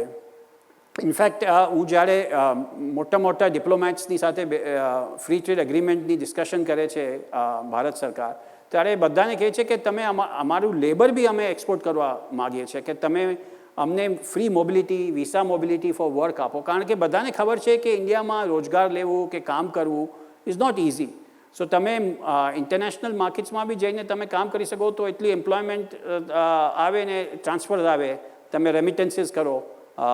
ગલ્ફમાં તો આપણે જઈએ છીએ, પણ we are trying to do it with all of Europe and in the US also. And one of the reasons why free trade agreements have not been signed, which is a good thing, because India keeps on, the Modi સરકારની બહુ જ પ્રયાસ છે કે free mobility of Indians આવે, અને એ બી એક સરસ છે. પણ આ બધું જેવી રીતે આપણે ઘરમાં નવું છોકરું આવે તો it tax 20-25 years before the person can be contributing to the family. Similarly, I think a lot of work needs to be done before we can see the fruits of all the actions which are coming across. And મારી એટલી જ પ્રાર્થના છે કે આ બધું થાય એનાથી પહેલાં વચમાં કંઈ મોટા ચેન્જીસ આવી જાય તો પછી પાછા we can go back to where we were some years ago. So that's my summary. Sorry for taking too much time. No, fair enough. જે નેગેટિવમાં જે મને લાગ્યું, and I wanted to share it with all of you, is that જે રીતે આપણા વડાપ્રધાને asset monetisation, privatisation, air ઇન્ડિયાનું privatisation કર્યું 3 વર્ષ પહેલાં, અને ડાઇવેસ્ટમેન્ટનું જે ઇનિશિયલ ફોકસ હતું એ કમ્પ્લીટલી ઝીરો થઈ ગયું છે. અને મને લાગે છે કે India is one of the few countries in the world, તમે આજે અમેરિકામાં જાઓ, તમે યુરોપિયન કન્ટ્રીઝમાં જાઓ, but they don't have any assets to sell. તો તમારું જો બજેટ ડેફિસિટ વધતું રહે તો you can not bring it down, because તમારી પાસે કોઈ કંપની કે એસેટ છે જ નહીં. આજની તારીખમાં આપણી સરકાર પાસે લગભગ જે ફિગર મેં સાંભળ્યો છે 40 લાખ કરોડની એસેટ્સ છે જે એ લોકો વેચી શકે છે. એની ઉપરાંત લેન્ડ છે. હવે તમે MTNL જ જુઓ, એક એવી કંપની છે જેની પાસે બોમ્બે અને દિલ્હીમાં they are sitting on the most prime land. હવે સરકારે શું કર્યું છે, MTNL અને BSNLનું મર્જર કરશે, 30,000 કરોડ રૂપિયા BSNLને આપશે. ભાઈ તમારી પાસે આટલી બધી જમીન છે, જમીન વેચવાનું શરૂ કરો. જમીન અને MTNLના બિલ્ડિંગ ખાલી પડ્યા છે. એવું નથી કે there was a time when you needed an exchange. Every district needed an exchange. હવે there is something called a network operating center, જેમાં એક સિંગલ લોકેશન, આખા ઇન્ડિયામાં એક સિંગલ લોકેશનથી બધા કોલ સ્વિચ થઈ શકે એમ છે. રિલાયન્સ છે, ભારતી છે, એ લોકો એવું જ કરે છે. એ લોકો પાસે કોઈ એક્સચેન્જ નથી, એક સિંગલ નેટવર્ક ઓપરેટિંગ સેન્ટર છે. એટલે મારું એટલું જ કહેવાનું છે કે સરકાર પાસે આટલા બધા એસેટ્સ છે, આટલી બધી કંપનીઓ છે, પણ ડાયવેસ્ટમેન્ટમાં ફોકસ નથી. અને એઝ મિશાબેન સેડ કે જે RBIના 2,10,000 કરોડ જે આવ્યા એના પછી ડાયવેસ્ટમેન્ટ ભૂલી જ ગયા લાગે છે. સો આઈ થિંક ડાયવેસ્ટમેન્ટ, અને we are in the middle of the world's biggest bull market. આવા ટાઈમમાં તમે જો વેચો નહીં તો ક્યારે વેચશો? કરેક્શન આવશે એના પછી. એટલે it is better to start the process of divestment and resume the process of divestment is my point. Amit, would you like to add anything? So, there's something called a National Monetization Program. National Monetization Program માં ગયા 3 વર્ષથી government focus કરે છે એ લોકોની asset વેચવાની, which are not companies. So the target is કે એ લોકોને 6 લાખ કરોડ 2022થી 26માં વેચવાની હતી. ઇટ બી સરપ્રાઇઝ ટુ નો કે ઓલમોસ્ટ 4 લાખ કરોડ તો એ લોકોએ 2 વર્ષમાં મોનેટાઇઝ કરી છે. So they are doing a different type of divestment. It is not coming in the budget. So national monetisation programme is taking off very successfully. અને I think that PSUs have done exceedingly well for the government. કદાચ એ લોકો 10-20 હજાર કરોડના શેરો LICના જરૂર વેચી શકે આ બજારમાં, અને એ લોકોએ વેચવા જોઈએ, કારણ કે આજે 95% હોલ્ડિંગ હજી છે એ લોકો પાસે. 75% સુધી બધા આવી જાય તો એ ગવર્મેન્ટને ફરક પડતો નથી. એટલે એટલું જરૂર કરવું જોઈએ. મારે આઈ થિંક એક બજેટ, ગઈકાલના બજેટમાં એક ટોપિક એવો હતો કે મેં અને આઈ થિંક ઘણા લોકો, જે તમે among you people as well, જેમાં મોટી ડિબેટ થઈ છે, is regarding the real estate. અને રિયલ એસ્ટેટના સેક્ટરમાં the one thing which confuse most people, કે આ જે ઇન્ડેક્સેશન કાઢી નાખ્યું છે એ સારું છે કે ઇટ ઇઝ અ નેગેટિવ? પણ Jitendrabhai, I would like to bring you in અને would love to appreciate, would like to listen to you. Friends, first congratulations to Gautam Bhai and team for organizing such a good event. આજે એક સારો event Gujarati platform પર થઈ રહ્યો છે અને જન્મભૂમિને આપણે વધાઈ આપીએ એને માટે અને વી વિશ કે વી ફ્લો જન્મભૂમિનું આગળ થાય. આ જે ઇન્ડેક્સાઇઝેશન છે ને એનો બહુ મોટો ઇસ્યુ છે કે 2001ના રેટને એમને ફિક્સ કરી રાખ્યો છે. એટલે ગવર્મેન્ટનું જીસ્ટ એટલે બેઝ શું છે કે કંઈ પણ વસ્તુ અસેટ તમારી પાસે હોય જમીન કે એનો યુઝ થવો જોઈએ. એને તમે નકામી પડી રહેવા નહીં દો, વેડફી નહીં રાખો ખાલી. એનો યુઝ થશે તો તમને ઇન્કમ થશે તો તમે ટેક્સ ભરશો. હવે દરેક વસ્તુનું પ્રોસ એન્ડ કોન્સ હોય. તો અમારી ઇન્ડસ્ટ્રીઝમાં સમજો આ એક પ્રોબ્લેમ તો છે જ કે બધા અસેટને ઇક્વલ કરી નાખ્યા. This is the first time it is પણ indexation, this is the first time. So what we have achieved a good thing. અમને એવું સારું લાગ્યું કે જે ડિફરન્સ છે જે ઇન્ડેક્સાઇઝેશનનો, એટલે 2001માં આપણી જે વેલ્યુ હતી ₹100 અને 2024માં એની વેલ્યુ થઈ ગઈ ₹150. અને આજે તમે ₹200 વેચો તો ₹50 યુ આર ગેઇન. તો પહેલાં જે up to yesterday, day before yesterday, તમે ₹50 જ ઇન્વેસ્ટ કરવાના હતા માર્કેટમાં, રિયલ એસ્ટેટ માર્કેટમાં. પણ એઝ ઓન ટુડે તમારે જે નવો કાયદો આવ્યો એમાં પ્રમાણે ₹100 ઇન્વેસ્ટ કરવા પડશે. એટલે what we think as a real estate industries કે માર્કેટમાં inflow of capital will be more. So that is also advantage to the market. It's a positive. તો માર્કેટમાં જેટલો ઇન્ફ્લો કેપિટલ અમારા રિયલ એસ્ટેટ માર્કેટમાં જેટલો પણ ઇન્ફ્લો વધારે આવશે, that is a very good idea અને that's what we appreciate. That is a positive of index. But overall તમને લાગે છે કે જે રીતે છેલ્લા એટલે લગભગ 8 થી 9 વર્ષ સુધી લગભગ દુકાળ હતો રિયલ એસ્ટેટ સેક્ટરમાં અને છેલ્લા 2 થી 2.5 વર્ષથી you have seen a resumption. આ ડિમાન્ડ જે આવ્યો છે અને આ ઓલ ઇન્ડિયા છે, it is not only Bombay, it's Delhi, NCR, Bangalore, Hyderabad, Pune, બધે ઓવરઓલ. આઈ થિંક સ્ટોક માર્કેટનો બી થોડો ઇમ્પેક્ટને લીધે આવ્યો છે કે જે લોકોએ સ્ટોક માર્કેટમાં પ્રોફિટ્સ બુક કર્યા છે, they bought property which is good. પણ આ ટ્રેન્ડ અકોર્ડિંગ ટુ યુ કેટલો ટાઈમ વધારે ચાલશે? આપણામાં કહેવત છે રોટી કપડાનું મકાન, એની કોઈ તકલીફ થવાની નથી, કારણ કે that is always in a need. Family વધતા જાય એટલે આપણે રિયલ એસ્ટેટની ડિમાન્ડ વધતી જ જાય. આપણે નાના હતા ત્યારે આપણને લાગતું હતું 40 સિસ્ટમ ઇઝ ઓલ્સો ઇનફ, અને પછી એટલા સબબ થયા પછી પણ આ જગ્યાની શોર્ટેજ પડે છે. તો ફેમિલી ઇઝ ઓલવેઝ એક્સપાન્ડ, લોકોને સ્પેસ જોઈએ છે. તો real estate demand will never die, it will be subsidise for some time, કોઈ કારણસર. પણ અત્યારે છેલ્લા 5-6 વર્ષથી રિયલ એસ્ટેટમાં લોકો કમાઈ કે ના કમાય, શેર બજારમાં કમાઈ ગયા. તો શેર બજારમાં કમાઈને પછી ઇન્ફ્લો કાઢી ગયા બહાર. તો that is a best market. આજે પણ તમે જુઓ આ સ્ટેજ પર છે ને, આ બાજુ મોટો ભાર છે અને આ બાજુ એકલો છું, એટલે 4 જણ પૈસા કમાવીને આપે છે, મારી પાસે લોકો ઇન્વેસ્ટ કરે, એટલે અમારી ઇન્ડસ્ટ્રીમાં લોકો ઇન્વેસ્ટ કરે.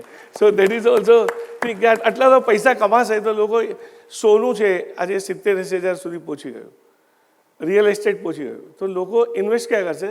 રિયલ એસ્ટેટમાં. ઇક્વિટી માર્કેટ પહોંચી ગયું અને સોનું બંને વધી ગયા. તો ultimate is only one thing, real estate. અને કોવિડે એક ઇમ્પેક્ટ આપી આપણને કે તમારું પોતાના ઘરની બહુ મોટી સમજણ કોવિડ આપી કે આપણું પોતાનું ઘર હોવું જોઈએ. Indians are always affected to their home. એને પોતાનું ઘરની એક લાગણી હોય છે, તો બધાને એક ઘર જોઈએ જ છે. તો આ ધીસ એ ગુડ ઓપોર્ચ્યુનિટી અને માર્કેટ હંમેશા વધતું રહેશે. આજે જે બજેટ આવ્યું છે એમાં ઘણા એવા સારા સ્ટેપ લીધા છે કે જેનાથી રિયલ એસ્ટેટને બહુ મોટો ફાયદો થશે. અને રિયલ એસ્ટેટ જો વધે તો જ દેશની ઇકોનોમી પણ વધે એવું આપણે કહી શકીએ. Equity market is a paper market, પણ આ એકચ્યુઅલી રિયલ માર્કેટ છે. સો that is a very impactful. Thank you. I think you bring out a good point, because આમાં શું છે કે મેં જોયું છે છેલ્લા લગભગ 18 મહિનાથી કે ઇવન 2 વર્ષથી ઓવરઓલ રિટેલ જે ડિમાન્ડ છે, રિટેલ તમે જો રિટેલર્સને વાત કરો, જે મેઇન સ્ટ્રીટ પર છે એની વાત કરું છું, એમાં there is a slow down. Whether it's કપડા, ટુ સમ એક્સટેન્ડ ઇવન હવે ઓટોમોબિલમાં ધીરે ધીરે સ્લો ડાઉન શરૂ થઈ ગયું છે. અને ધ ક્વેશ્ચન ઇઝ કે જો અહીંયા સ્લો ડાઉન છે તો રિયલ એસ્ટેટમાં સ્લો ડાઉન આવવું જ જોઈએ ને. It's a matter of time. Because અને second question of course is, and you can also take a stab at it, કે આ રિટેલ જે મોર અર્બન કન્ઝમ્પશનની વાત કરું છું, રૂરલ તો ડાઉન છે જ, પણ અર્બન કન્ઝમ્પશન બી છેલ્લા 1.5 થી 2 વર્ષથી ઓછું થઈ ગયું છે. તો એને કેવી રીતે રિવાઇવ કરી શકે? બિકોઝ આ બજેટમાં આઈ don't see any steps towards increasing and improving retail demand. નહીં, કન્ઝમ્પશન માટે ગવર્મેન્ટ બધી રીતે પૈસા આપી દીધા ને. આજે દરેક જગ્યાએ સબસિડી આપે છે, ડાયરેક્ટ કેશ સબસિડી. ફાર્મરને તો આપે છે, હવે એકચ્યુઅલી પર્સનને પણ આપવાનું ચાલુ કર્યું. સમજો આ લાડકી બેન મહારાષ્ટ્ર ગવર્મેન્ટનું 18,000 rupees per year to a woman, 8-10,000 to a person જે અનએમ્પ્લોયમેન્ટ છે, 12મીમાં ભણ્યો. આજે પૈસા આવશે એ કન્ઝમ્પશન માટે છે ને. That is a for a retail only. અને આઈ ઓલ્સો ડિફર કે રિટેલનું કન્ઝમ્પશન ઓછું થયું એવું નથી, મે બી સ્વિચ ઓવર થઈ ગયું. દુકાનમાંથી ગ્રાહક નીકળી ગયો કદાચ દુકાન માટે આવવા માટે, અને it may go on online. આજે એનું પ્લેટફોર્મ બદલાઈ ગયું એવું મારું માનવું છે કે એનું કન્ઝમ્પશન ઓછું થયું એવું નહીં થયું હોય. કારણ કે આજે બધાના ઘરમાં અહીંયા બેઠા છે કે તમારા બિલ્ડિંગમાં કે તમારી સોસાયટીમાં એમેઝોનવાળાનો કુરિયર કમસે કમ 50થી 100 પેકેટ લાવતો હશે પર ડે.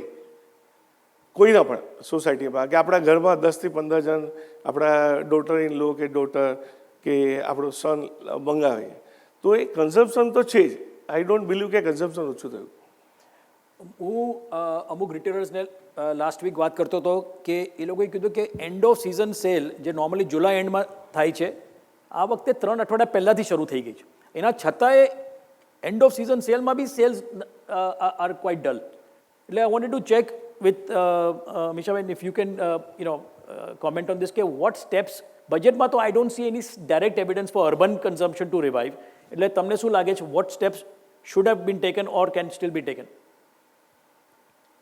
સો એક વસ્તુ આપણે જોઈ કે રૂરલ ડિસ્ટ્રેસ હતું. યા લાસ્ટ 1-2 વર્ષથી ક્યાંય ને ક્યાંય પાક બી વધારે વરસાદ ઓર લેટ વરસાદને લીધે ડિસ્ટર્બ થઈ ગયો, અને ઇન્ફ્લેશન કંટ્રોલ રાખવા માટે MSP or the product prices પણ આડેધડ નહોતી વધવા દીધી. તો એને લીધે રૂરલ ઇકોનોમીમાં કોવિડ પછી રિકવરી આવી જ નથી. એની ઉપર સેમી અર્બન અને અર્બન, તો અર્બનની રિકવરી થોડી વધારે ફાઇન હતી. અને લાસ્ટ યર તમે જોશો તો યુક્રેન રશિયાના વોરને લીધે ઘણી બધી વસ્તુના ભાવ જે ગ્લોબલી લિંક હતા એ અનાપ શનાપ વધી ગયા. કોઈ પણ કેમિકલ હોય, મેટલ્સ હોય, જે વસ્તુ વધારે પડતી ઇલેક્ટ્રિસિટી વાપરતી હતી એ બધી વસ્તુ બહુ કોસ્ટલી થઈ ગઈ હતી.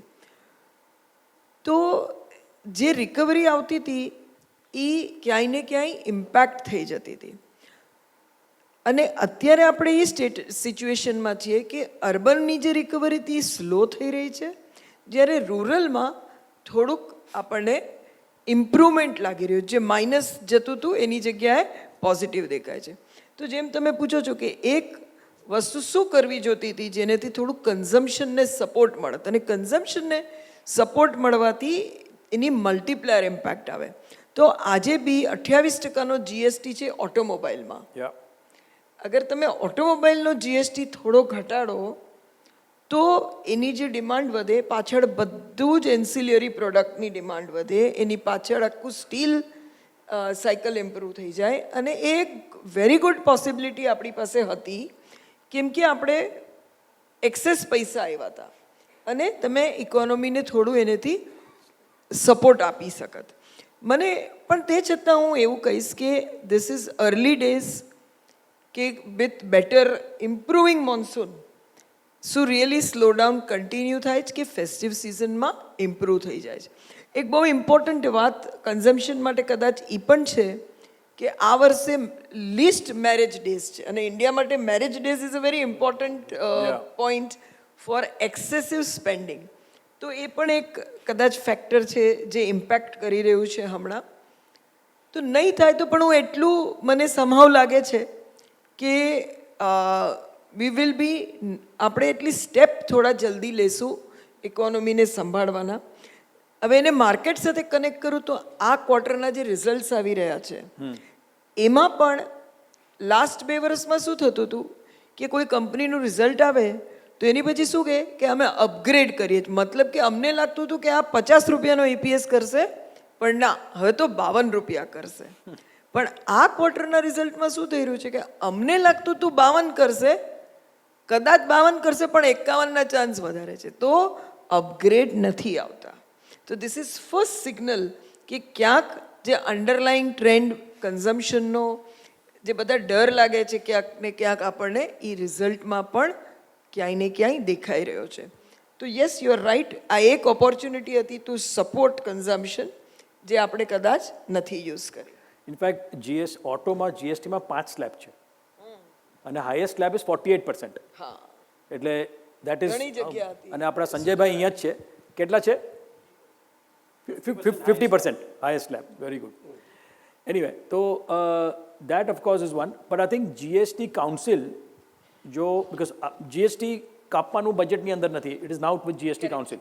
એટલે if they make a conscious effort કે ભાઈ GST ઓછું કરો તો consumption વધે, that could be one potential way. Sandeep, I would like to bring you in. What are your thoughts on consumption revival?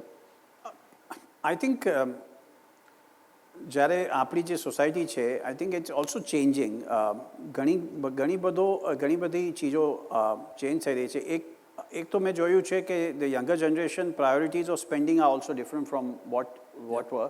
So I think media, entertainment, travel, all this આ બધી lifestyle છે એના પર ખર્ચા વધારે થઈ રહ્યા છે. આપણે ઇન્ડિયન હોટેલ્સના તમે રિઝલ્ટ જુઓ, આ બધા ત્યાં.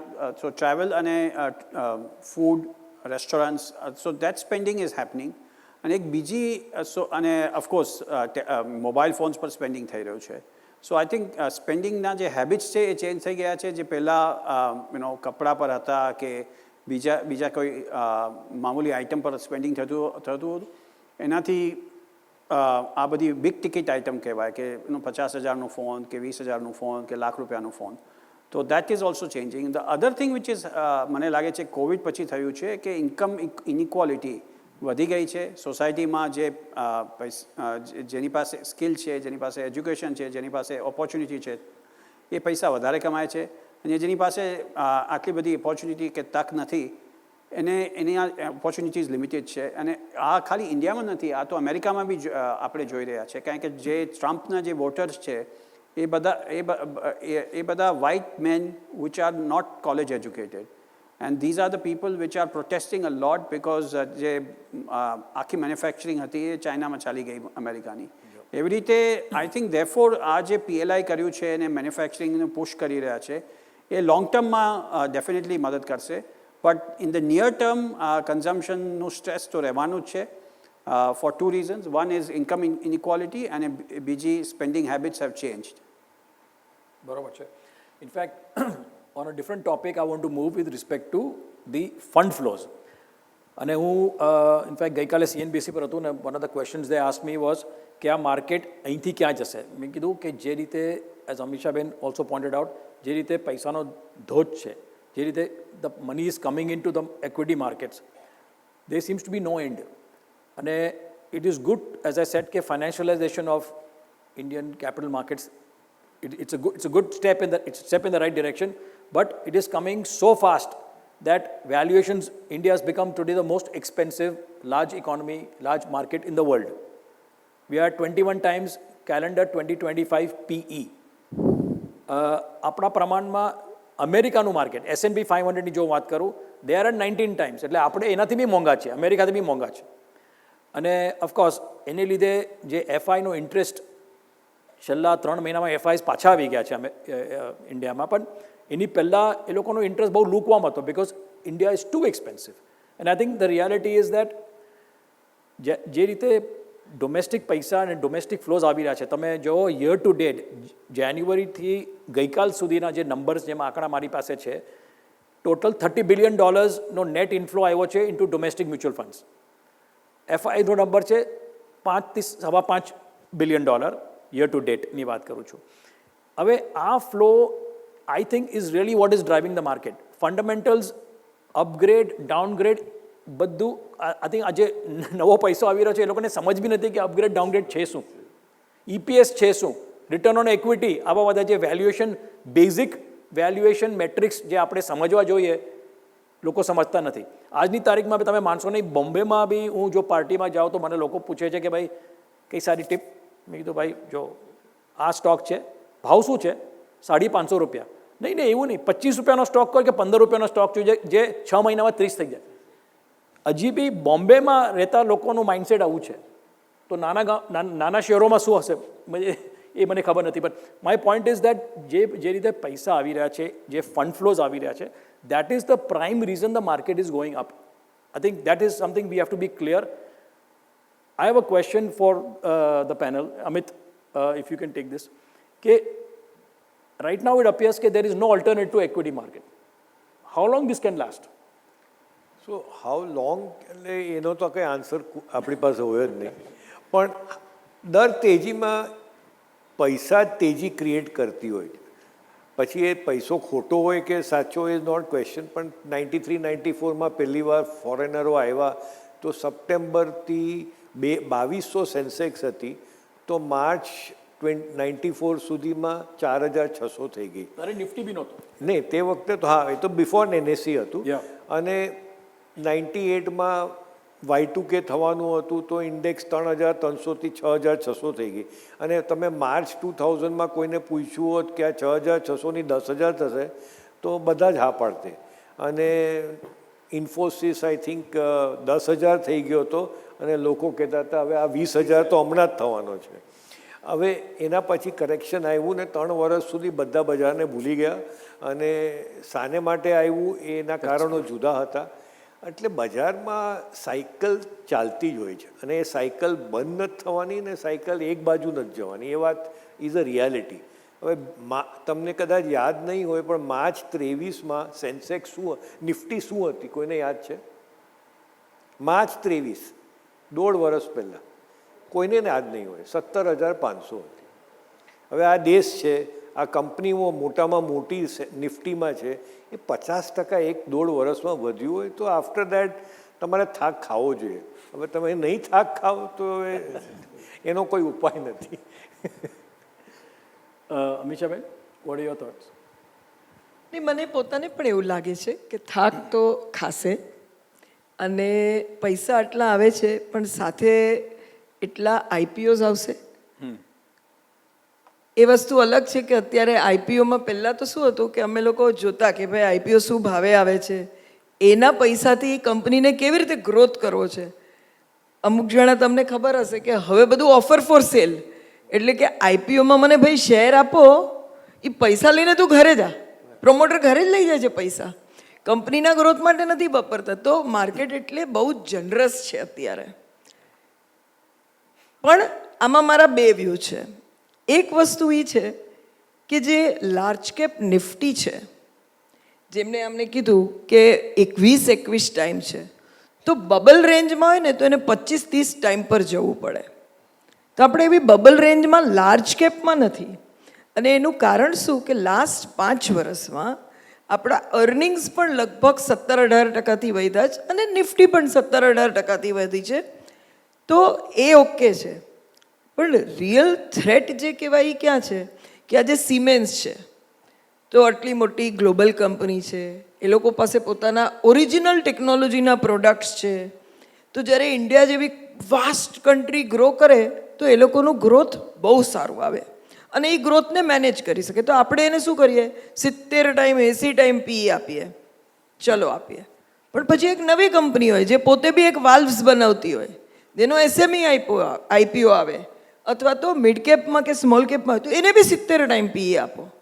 હવે એ તો કેવી રીતે થઈ શકે? કેમ કે એની પાસે ન કોઈ ઓરિજિનલ પોતાની પેટન્ટ છે, ન એની કોઈ મેનેજમેન્ટ બેન્ડવિથ છે કે એનું ટર્નઓવર કદાચ 500 થી 1000 કરોડ કરવું હોય તો એટલા એમ્પ્લોયી હાયર કરવા પડે. તો એ હાયર કરી શકીએ કે નહીં આપણને ખબર નથી. પાછા પ્રમોટર પૈસા નાખીને કંઈ રિયલ એસ્ટેટમાં ના નાખી દે કેમ કે એની સ્ટેબલ માઇન્ડ નથી. તો એટલી એનોમલીસ છે માર્કેટમાં, ત્યાં એઝ એન ઇન્વેસ્ટર કેરફુલ થવાનું છે. માર્કેટમાં પૈસાનો ફ્લો હવે શું છે, એકવાર આપણે નળ ખોલી દીધો તો એ બંધ નહીં થાય. અને લોકોએ શું સ્વાદ ચાખ્યો કે ભાઈ રિયલ એસ્ટેટમાં પૈસા નાખ્યા, અડધો ટાઈમ તો મને ઘર નહોતું મળતું, એની જગ્યાએ તો બીજા દિવસે મારે વેચવું હોય તો મારે વેચી નાખું છું, હું તો વેચી નાખીશ. તો અત્યારે એ અલગ મૂડ છે. પૈસા આવ્યા કરે છે, કદાચ આવ્યા કરશે કેમ કે સિપ છે. પણ આ જે ડિસ્ટિંક્શન, જ્યારે પોતે ઇન્વેસ્ટ કરો છો ત્યારે આ ડિસ્ટિંક્શન યાદ રાખવું બહુ જરૂરી છે કે કંપનીના પ્રોફિટ વધવા માટે સૌથી ક્રિટિકલ પાર્ટ હોય મેનેજમેન્ટ. કે મેનેજમેન્ટ આટલી કેપેબલ છે ગ્રોથને મેનેજ કરવા માટે. जो एनु असेसमेंट वगैरह उसने बोला ये तो डबल होने वाला है, इसने बोला ये तो 4 गुना होने वाला है, तो પછી એ ભાવો પાછા નહીં આવે ને એવું અત્યારે અમને બજારમાં દેખાય છે કે ઘણા શેરોના ભાવ જ પાછા નહીં આવે, એવી સિચ્યુએશન તો છે. આ વેલ્યુએશન માટે મારે બે વસ્તુ કહેવી હતી. એક તો આ વર્ષના એટલે 2024ના પહેલા 6 મહિનામાં પ્રમોટરોએ અક્રોસ ઇન્ડિયાની વાત કરું છું, પ્રમોટરોએ 80,000 કરોડનો માલ વેચ્યો છે. એટલે તમે અમીષાભાઈને કીધું ને ઓફર ફોર સેલ, એટલે એ પૈસા એના ઘરમાં જાય છે, એના બેંક એકાઉન્ટમાં જાય છે, કંપનીમાં નથી જતા. એટલે it is not a new issue, it is જે પ્રમોટર પોતે વેચીને કે છે કે ભાઈ આ ભાવ મને જિંદગીમાં ક્યારે મળશે ખબર નહીં, એટલે હું મારા 2, 3, 4% વેચી નાખું. એટલે 80,000 કરોડનો માલ વેચાયો છે, જે આપણે જે શ્યોર આ રૂમમાં અમુક લોકો હશે જેને લીધા. સર્વેમાં private equity investors have sold $44 billion of stock in 23-24. Very good, 44 billion. 44 billion of reverse FDI. Reverse FDI. આવું તો મેં પહેલી વાર જિંદગીમાં જોયું છે. બીજું જે ઇન્ટરેસ્ટિંગ ફેક્ટ છે, તમે વિચાર કરો કે હુન્ડાઈ મોટર કંપની, કોરિયાની કંપની, ઇન્ડિયામાં સેકન્ડ લાર્જેસ્ટ ઓટો કંપની છે, એ લોકોએ હવે પ્લાનિંગ કર્યું છે કે એની ઇન્ડિયાની કંપનીને ઓફર ફોર સેલ કરીને અહીંયા લિસ્ટ કરો અને પૈસા બહાર કાઢો. હવે why are you listing in India? તમે વિચાર કરો, મારુતિ સુઝુકીનું પી મલ્ટિપલ છે 26 ટાઈમ. સુઝુકી મોટર કંપની જે એની પેરેન્ટ કંપની છે જાપાનમાં, it's trading at 9.5 times, 9.5 times, sorry. મારું એટલું જ કહેવાનું છે કે અહીંયા જે તમને વેલ્યુએશન મલ્ટિપલ મળે છે is 2.5 to 3 times that of the parent company.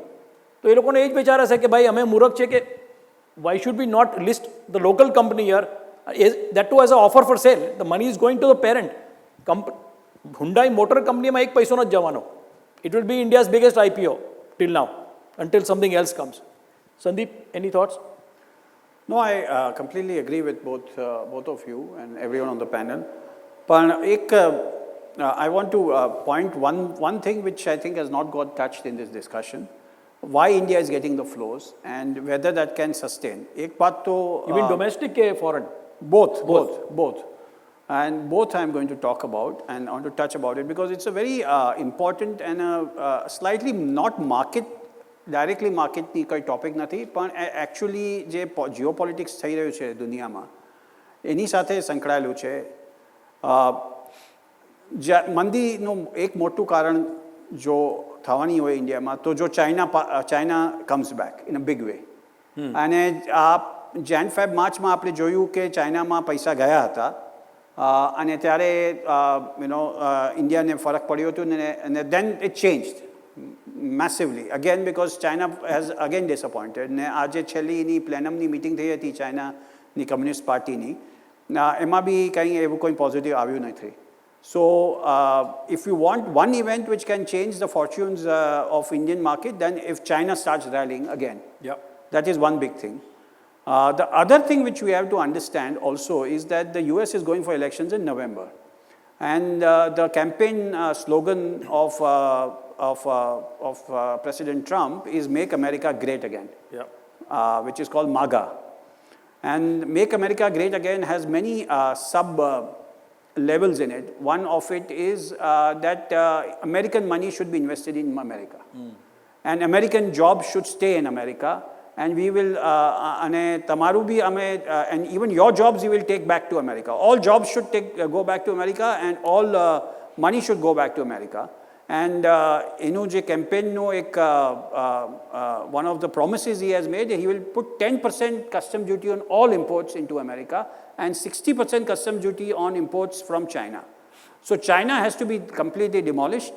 એમને તો ખતમ જ કરી નાખવાનું છે. ને બીજું બધું જે and જેવી રીતે RBI is seen in the world, in India as the lender of the last resort. તો કોઈ બી બેંકને તકલીફ પડે તો કોણ પૈસા આપવાના? બધા ડિપોઝિટર્સ કાઢતા હોય તો RBI પૈસા આપે, તો lander of the last resort. What is the US in this world? US is the consumer of the last resort. Because કોઈને બી કંઈ બી વેચવું હોય તો અમેરિકન માર્કેટમાં એની માર્કેટ મળી જાય ને એ કન્ઝ્યુમ કરે. If American markets are closed, then global GDP growth will definitely take a big hit. Also, since 92, when I graduated from my MBA college, we went into a phase of opening up of the global economy, which was led by the American politicians. It was under Bill Clinton, and then after that, every other president after Bill Clinton has opened up the economy. If USA goes back home, if USA goes back home and closes its doors, remember one thing, why did Russia not fall apart, despite all the 850 sanctions which were put on Russia? People don't know that, how many time zones are there in the in Russia? 13. 11. Oh, 11. 11. How many and it has all the raw materials it needs. Even when it was a communist country, it would grow its own food, it would make its own, it would have its own energy, whether it's coal or oil. And even after losing the other communist states, it is still able to feed itself and move itself. Yeah. And also, it has a history of technology, and society is an advanced society. Not as advanced as the US, but it can fend for itself. The US is the most advanced society on the planet. It has all the resources. It was dependent in the 70s on the Gulf. The Gulf boom was started because of the US importing energy from the Gulf. And therefore, if America closes its doors to the rest of the world, it will be a big shock to the global economy, and that can put the market down. So these are some of the events, the China rally, or the US going back again and closing its doors, which will create difficult times for the rest of the world, including India. So that's it from my side. Thank you. I want to just go around the panel and ask everybody, and Jitendra bhai, you can also please contribute, though you're not a stock market person, but a question really is કે budget પતી ગયું, જે મોટું event હતું that is out of the way.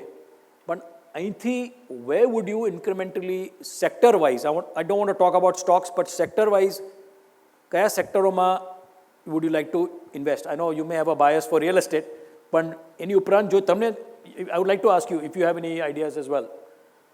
Real estate and then automobile is a... Sorry, તમે માર્કેટમાં invest કરો છો? Little bit. Little bit, okay. તો તમને જે અમી સાહેબે કીધું ને કે થ્રેટ જે પરસેપ્શન થયું, the people have experienced that in 2003 in real estate. Correct. કે અચાનક બહુ બધા ભાવ વધી ગયેલા કે when customer used to come a flat purchaser, તો આપણે અમે શું કહેતા હતા કે આજે આ 1000 રૂપિયા ભાવ છે, અહીંયાથી બહાર નીકળીશ તો મને ખબર નથી શું ભાવ છે, અને if he comes next day it may be 1100. તો that was the day. તો એ થ્રેટ આજે શેર બજારમાં આવી ગયું. That same threat has come to share bazar because real estate could not deliver that. અને રિયલ એસ્ટેટમાં જે પૈસા આવ્યા એ લોકોએ શેર બજારમાં નાખ્યા, અને શેર બજારમાં લોસ થયો તો they could not deliver. So this is a really threat perception at this juncture in a share બજાર કે આપણને કોઈ પણ આવીને ટીપ આપે. I used to remember I stayed Ghatkopar, હર્ષદભાઈના કોઈના ઓળખીતા એના ઘરની નીચે લોકો ઊભા રહેતા હતા ગ્રુપમાં, અને ઓલો નીચે આવીને ટીપ આપે કે આજે તમારે આ લેવાનું. કોઈને કંઈ સમજ ન હોય, બધા લઈ લે, અને આજે પોતાના ફ્લેટ વેચી નાખ્યા, કોઈ આપઘાત કરી નાખ્યો. That is happened. So that is a great threat perception. એટલે આજે કોઈમાં પણ આપણે ઇન્વેસ્ટ કરીએ છીએ, તમે રિયલ એસ્ટેટમાં ફ્લેટ પણ લો તો પણ you to check the correctness of the developer, promoter. અને એ કર્યા વગર જો આપણે આંખ બંધ કરીને કરીશું તો it is always a threat in the life. અને રિયલ એસ્ટેટમાં જે રીતે બજેટમાં આપણને આપ્યું છે તો definitely it's a sustainable market, અને બહુ સારો ગ્રોથ આવવાનો છે રિયલ એસ્ટેટમાં. Because government of India wants કે એને પણ ખબર છે કે રિયલ એસ્ટેટ એક ઇન્ડસ્ટ્રી છે જે 250 ઇન્ડસ્ટ્રીઝને ડ્રો કરે છે. આજે 250 ઇન્ડસ્ટ્રીઝ, ઇલેક્ટ્રિકલ માર્કેટ પકડો કે સ્ટીલ માર્કેટ પકડો, એ બધી ડિપેન્ડન્ટ છે રિયલ એસ્ટેટમાં. If real estate will grow, 250 market will be driven very correctly. So that is a base of real estate. અને રિયલ એસ્ટેટ એવું છે, કદાચ એકવાર મંદું પડશે કે આજે તમે જો ભાવ ઓછા છે પણ કન્સ્ટ્રક્શન તો ચાલુ જ છે. 2017-18ના જ રેટ છે આજે, પણ construction is going on. So A sustainable છે. આજે અમારી પાસે કસ્ટમર છે, પણ બને તો વેચાશે. પહેલાં જે હવા વેચાતું હતું, આજે જેવી રીતે શેર બજારમાં કોઈને ખબર નથી કઈ કંપનીને કોઈ શેર લઈ લે, એ થોડા વખતમાં બંધ થઈ જશે. એવી રીતે રિયલ એસ્ટેટમાં પહેલાં શું હતું, કોઈ કંઈ જોતું નહોતું, ગમે ત્યાં ઇન્વેસ્ટ કરતા હતા. હવે શું છે, બને તો વેચાય. The stage of cell has been change. તો પહેલાં બનાવવું પડે છે અને પછી વેચે. તો 250 ઇન્ડસ્ટ્રીઝનો ગ્રોથ છે. તો તો ગવર્મેન્ટ ઓફ ઇન્ડિયાએ આ બજેટમાં બહુ સારું સ્ટેપ્સ લીધા છે, જેથી રિયલ એસ્ટેટ ઇન્ડસ્ટ્રીઝને એક મોટું બૂસ્ટ મળશે, જે ઇન્ફ્રામાં પુશ કરે છે, અર્બન હાઉસિંગનું જે કરવાના છે. દેર મે બી સમ લેક્યુના, જે રીતે કીધું ભાઈએ કે કરેક્ટિવ પછી આવશે કરેક્ટિવ મેઝર્સ, પણ there is a government of India understand this, skill development કરશે, લોકોને એમ્પ્લોયમેન્ટ આપે છે, તો એ બધાનો ultimate aim will be to buy a home. તો ઘરની ડિમાન્ડ એ કન્સિસ્ટન્ટલી વધવાની, that is a perception. Sure. Amit, any thoughts sector wise અહીંથી? મારા હિસાબે like we just said we should be a little more cautious. Yeah. અને 100 રૂપિયામાંથી આજે 100 રૂપિયા બજારમાં મૂકવા જેવા નથી, પણ જો એલોકેટ કરવું હોય તો ડિફેન્સિવ સેક્ટરમાં પૈસા વધારે મૂકવા જોઈએ, ફાર્મા, FMCG. મારું એમ કહેવાનું છે કે અમુક જે સેક્ટર લગભગ 5 થી 6 વર્ષ પહેલાં they did not exist in this market. EMS છે, ડિફેન્સ હતું, પણ હવે ડિફેન્સમાં એકચ્યુઅલી ઓર્ડર સરકારના આવવા માંડ્યા છે. એટલે એન્ડ ઓફકોર્સ 3 થી 4 કંપની જે લિસ્ટેડ નહોતી હવે લિસ્ટેડ થઈ ગઈ છે, સરકારની જ કંપની, PSUsની વાત કરું છું. અને પછી છે ડેટા સેન્ટર બિઝનેસ. હું 10 દિવસ પહેલાં એક મોટું ડેટા સેન્ટર છે હિરણ અંદાણીનું પનવેલમાં, હું ત્યાં ગયો હતો. અને એ sector I think is going to be a sunrise sector આપણા દેશમાં. અને it is connected directly to real estate, because you need to build the data centre. Yeah, Right, people have changed this. I mean, Hiran Andani data center na business ma it tells you something, you know, what the opportunity set is. So I think there are નવા sectors છે અને I would say watch this space. બીજા નવા sector બી આવશે and solar, રિન્યુએબલ્સ, આ બધા સુઝલોન અને INOX wind હતી, બટ એ લોકોનું બી રિકવરી છેલ્લા 18 મહિનામાં જ આવી છે. એટલે my point is that there are new emerging sectors. Keep looking out for them. Of course, as Amit has said, valuation is very important. Sandeep? મને લાગે છે કે IT સેક્ટર હેઝ અંડરપરફોર્મ. ને જો યુએસમાં ટ્રમ્પ આવશે તો the first thing he will do is cut taxes, because he wants to, because ટ્રમ્પની એક સિગ્નેચર મૂવ છે કે stock market is always doing well under Trump. And the easiest way to show profit growth is to cut corporate tax rate. And in fact, they will, બધા કહે છે કે 15% કરી નાખશે. So if there is a boom in the US stock markets, it's good for Indian IT. So, and આપણી જે Indian IT company છે એ આમે high quality છે. So I think Indian IT is definitely one sector. Excellent. અમીષાબેન? સો એક last 2 વર્ષની આપણે જે ભયંકર તેજી આવી ગઈ ને, એમાં ગૌતમભાઈએ કીધું એવી રીતે સૌથી વધારે કોઈએ પાર્ટિસિપેટ કર્યું હોય તો આખું PSU છે. બધા પબ્લિક સેક્ટર, રેલવેઝમાં હોય, ડિફેન્સમાં હોય, કે ઓઇલ એન્ડ ગેસ સેક્ટરમાં હોય, કે ગેસ ડિસ્ટ્રીબ્યુશન જે આપણા ઘર સુધી ગેસ લાવે છે એમાં હોય, across the segment, of course PSU banks, આ બધા સ્ટોક, શિપયાર્ડ્સ, શિપ બિલ્ડિંગ, જેમ કોચિન શિપયાર્ડને એવા નામ સાંભળ્યા હોય તો, મઝગાંવ, કરેક્ટ. તો આ બધા સ્ટોક લગભગ 5 થી 10 ટાઈમની વચ્ચે વધી ગયા છે. અને આ જ બધી મેનેજમેન્ટોને અમે આજથી 10 વર્ષ પહેલાં બી મળ્યા છે, 15 પહેલાં બી, 20 પહેલાં બી, તો ત્યારે પણ એ લોકોની કેપેસિટી બધી હતી. કોઈએ 1 રૂપિયાનો કેપેક્સ કર્યો નથી. દર વર્ષે કહે કે અભી ગવર્મેન્ટ કા ટેન્ડર આને વાલા હૈ, અભી તો હમ લોગ અપ્લાય કરેંગે, પણ એ આવે જ નહીં ટેન્ડર. એટલે શું બધું સૂતું ખાતું હતું. We also suffered as Indians and the companies also suffered. ને હવે બધા, જેમ કે એમણે કીધું હિન્દુસ્તાન એરોનોટિક્સ, તો એ 60,000 કરોડના ઓર્ડર પર બેઠું છે અત્યારે. એવી જ રીતે બીજી બધી કંપનીઓ જે આપણે વંદે ભારત ટ્રેન કહીએ છીએ ને બધું. પણ શું છે કે પૈસા ક્યારે બને? જ્યારે આપણે એક્સપેક્ટ ન કર્યું હોય એવો ગ્રોથ આવે. એટલે આ બધા હવે 5-10 ટાઈમ થઈ ગયા. પછી એની ઉપર શું થયું તો કે સારા સારા મ્યુચ્યુઅલ ફંડોએ ખાલી મેન્યુફેક્ચરિંગ ફંડ, ખાલી ડિફેન્સ ફંડ એવું નાખ્યું. એટલે 10,000 કરોડ રૂપિયા નાખવા પડે ખાલી આટલા જ સ્ટોકમાં. તો હવે બધું એક્સપેક્ટેશન બિલ્ડ થઈ ગયું છે. તો ગ્રોથ આવશે, નંબર્સના પ્રોફિટમાં ગ્રોથ આવ્યા કરશે, પણ એઝ એન ઇન્વેસ્ટર મને કંઈ વધારે પૈસા કમાવા મળશે એ ક્વેશ્ચન માર્ક છે. તો આપણે જોવાનું એ હોય કે ક્યાં એક્સપેક્ટેશન નથી અને ત્યાંથી ક્યાં હવે પ્રોફિટ આવવાના ચાન્સ છે. તો ફાર્મા ડિફેન્સિવ છે એ એક વાત છે, પણ ફાર્મામાં શું થયું, યુએસમાં એટલું બધું પ્રાઇઝીસ પડી ગયા પોસ્ટ કોવિડ કે બધી કંપનીઓ, લાર્જ કંપની જેમ કે સ્ટાન્ડર્ડ, દિવીઝ જેવી કંપની હોય કે લુપિન, બધાના પ્રોફિટ છેલ્લા 3 વર્ષમાં અડધા થઈ ગયા છે. પણ કંપનીઓ નંબર 1 છે. અમને લાગે છે કે અહીંયાથી એ લોકોના 30% પ્રોફિટ ગ્રોથ આવશે 2 વર્ષ. અને જે ટોટલી ઇગ્નોર્ડ છે એ પાછું એની પર ધ્યાન આવશે. તો એક ડિફેન્સિવ, પણ હું મારું સેવિંગ ક્યાં લગાડું? જ્યાં ગ્રોથ હોય. તો અલ્ટિમેટલી નજર તો ગ્રોથ પર જ રાખવી પડશે અને કોમ્બિનેશન ઓફ વેલ્યુએશન. તો એને માટે પણ આ અમુક વસ્તુ બેસશે. બીજી એક ઇમ્પોર્ટન્ટ વસ્તુ એ છે કે ઘણા, જેમ એમણે કીધું, નવા સેક્ટર્સ થશે. અને નવા સેક્ટરમાં કંપનીઓ કદાચ નાની હોય પણ દ્રોણ, કેમ કે ગવર્મેન્ટનું ફૂલ ફોકસ આમાં છે કે કેટલા સર્વે કરીએ અને કેટલું ડિફેન્સ ઇમ્પ્રૂવ કરીએ. એટલે દ્રોણની કંપનીઓને ધંધો ઇમ્પ્લિમેન્ટેશન સારું રહેશે. અને મને હજી બી લાગે છે કે જ્યારે રિયલ એસ્ટેટને આટલું ફિલિપ છે કે એ લોકોને કોઈ ઇન્ટરેસ્ટ રેટ કન્સેશન છે કે ગવર્મેન્ટને બધાને ઘર નાના મોટા બી આપવા જ છે, તો એની પાછળ જે એન્સિલિયરી છે, કેબલ કંપનીઓ છે, શું કહેવાય એને, કે સ્ટીલ તો કોમોડિટી એટલે એને ગ્લોબલ પ્રાઇસ લાગશે, પણ જેમ કે પંખાની કંપનીઓ છે, કે ટાઇલ્સની કંપની, હા, હું તો કહું છું ઓટો કંપની બી, ઓટો કંપની, તમે ઓટોમેશન છોકરાના લગ્ન થઈ જાય અને he moves out to a new apartment, એને બી ગાડી જોઈએ જ છે. ગાડી તો જોશે. બરોબર ને તો આ બંને વસ્તુઓ પોર્ટફોલિયોમાં મસ્ટ છે અને એ સારી જ રહેશે. Okay, we will start the Q&A session. અને પહેલો સવાલ તમારા માટે જ છે કે આ ઇન્ડેક્સેશન રિમૂવલ પછી will there be an increase in black money in real estate transaction?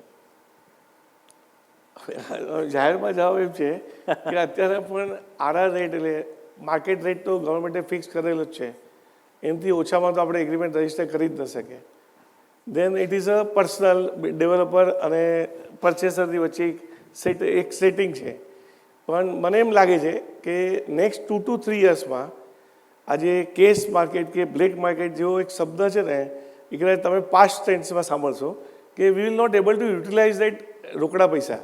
આજે ઘણાના ખિસ્સામાં રોકડા પૈસા નહીં હોય અહીંયા બેઠેલાને, બધા કાર્ડ વાપરે છે અથવા તો ડિજિટલ ગૂગલ પે કરે.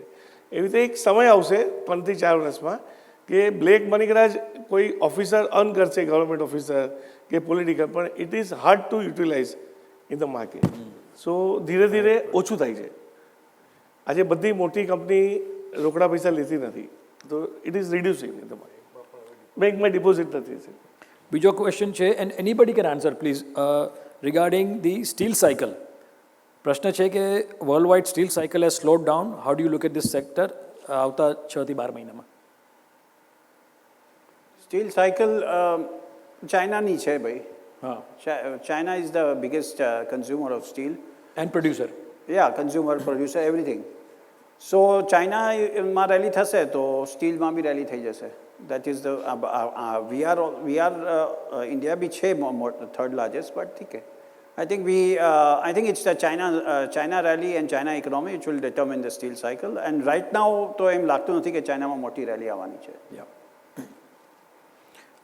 Next question is, how does a normal citizen who is holding property or gold for a long time, having ancestral property or ancestral gold, to what extent will he or she be impacted when they sell? This 2001 તો you are not. 2001 સુધીનું નહીં, એક minute, real એસ્ટેટમાં 2001 છે, ગોલ્ડમાં કોઈ date છે નહીં. એ original date No indexation in gold. તો ઓરિજિનલ તમે જો 1980માં ગોલ્ડ એટલે 1000 રૂપિયા તોળા લીધું હોય તો આજે 80,000માં વેચો તો ફૂલ ટેક્સ લાગશે, 12.5%. અને તમારે ઇક્વિટી હોય તો 31 જાન્યુઆરી 2018 પછીની તમને રેટ એપ્લિકેબલ છે. જો તમારે જૂનું હોય તો એ તમને આ બેનિફિટ 31 જાન્યુઆરી 18નું મળશે. ઓકે, બીજો સવાલ છે, the dividend distribution tax should have been abolished. Also, rationalization of GST to a single slab should have been done. What are your thoughts? Amisha, when you want to take I totally agree કે પહેલાં તો company કમાય, એને કમાતી વખતે GST આપે, પછી profit આવે એમાં ઇન્કમ ટેક્સ આપે, પછી પાછું આપણા હાથમાં આપે. અગર આપણે શેર હોલ્ડર હોય તો એમાં આપણે ડિવિડન્ડ ટેક્સ ભરવાનો, તો પછી હાથમાં પૈસા ક્યાંથી આવે? તો ડિવિડન્ડ ટેક્સ તો છે જ, ડબલ ટેક્સેશન. આઈ ટોટલી અગ્રી. અને હું તો સીઆઈઆઈમાં છું, અમે લોકો દર વખતે સીઆઈઆઈ લઈને જાય છે, પણ સમવ આ પોઈન્ટ ક્યારેય કન્સિડર જ નથી થતો. Anybody else? સોરી, બીજો સવાલ જીએસટી રેશનલાઇઝેશન.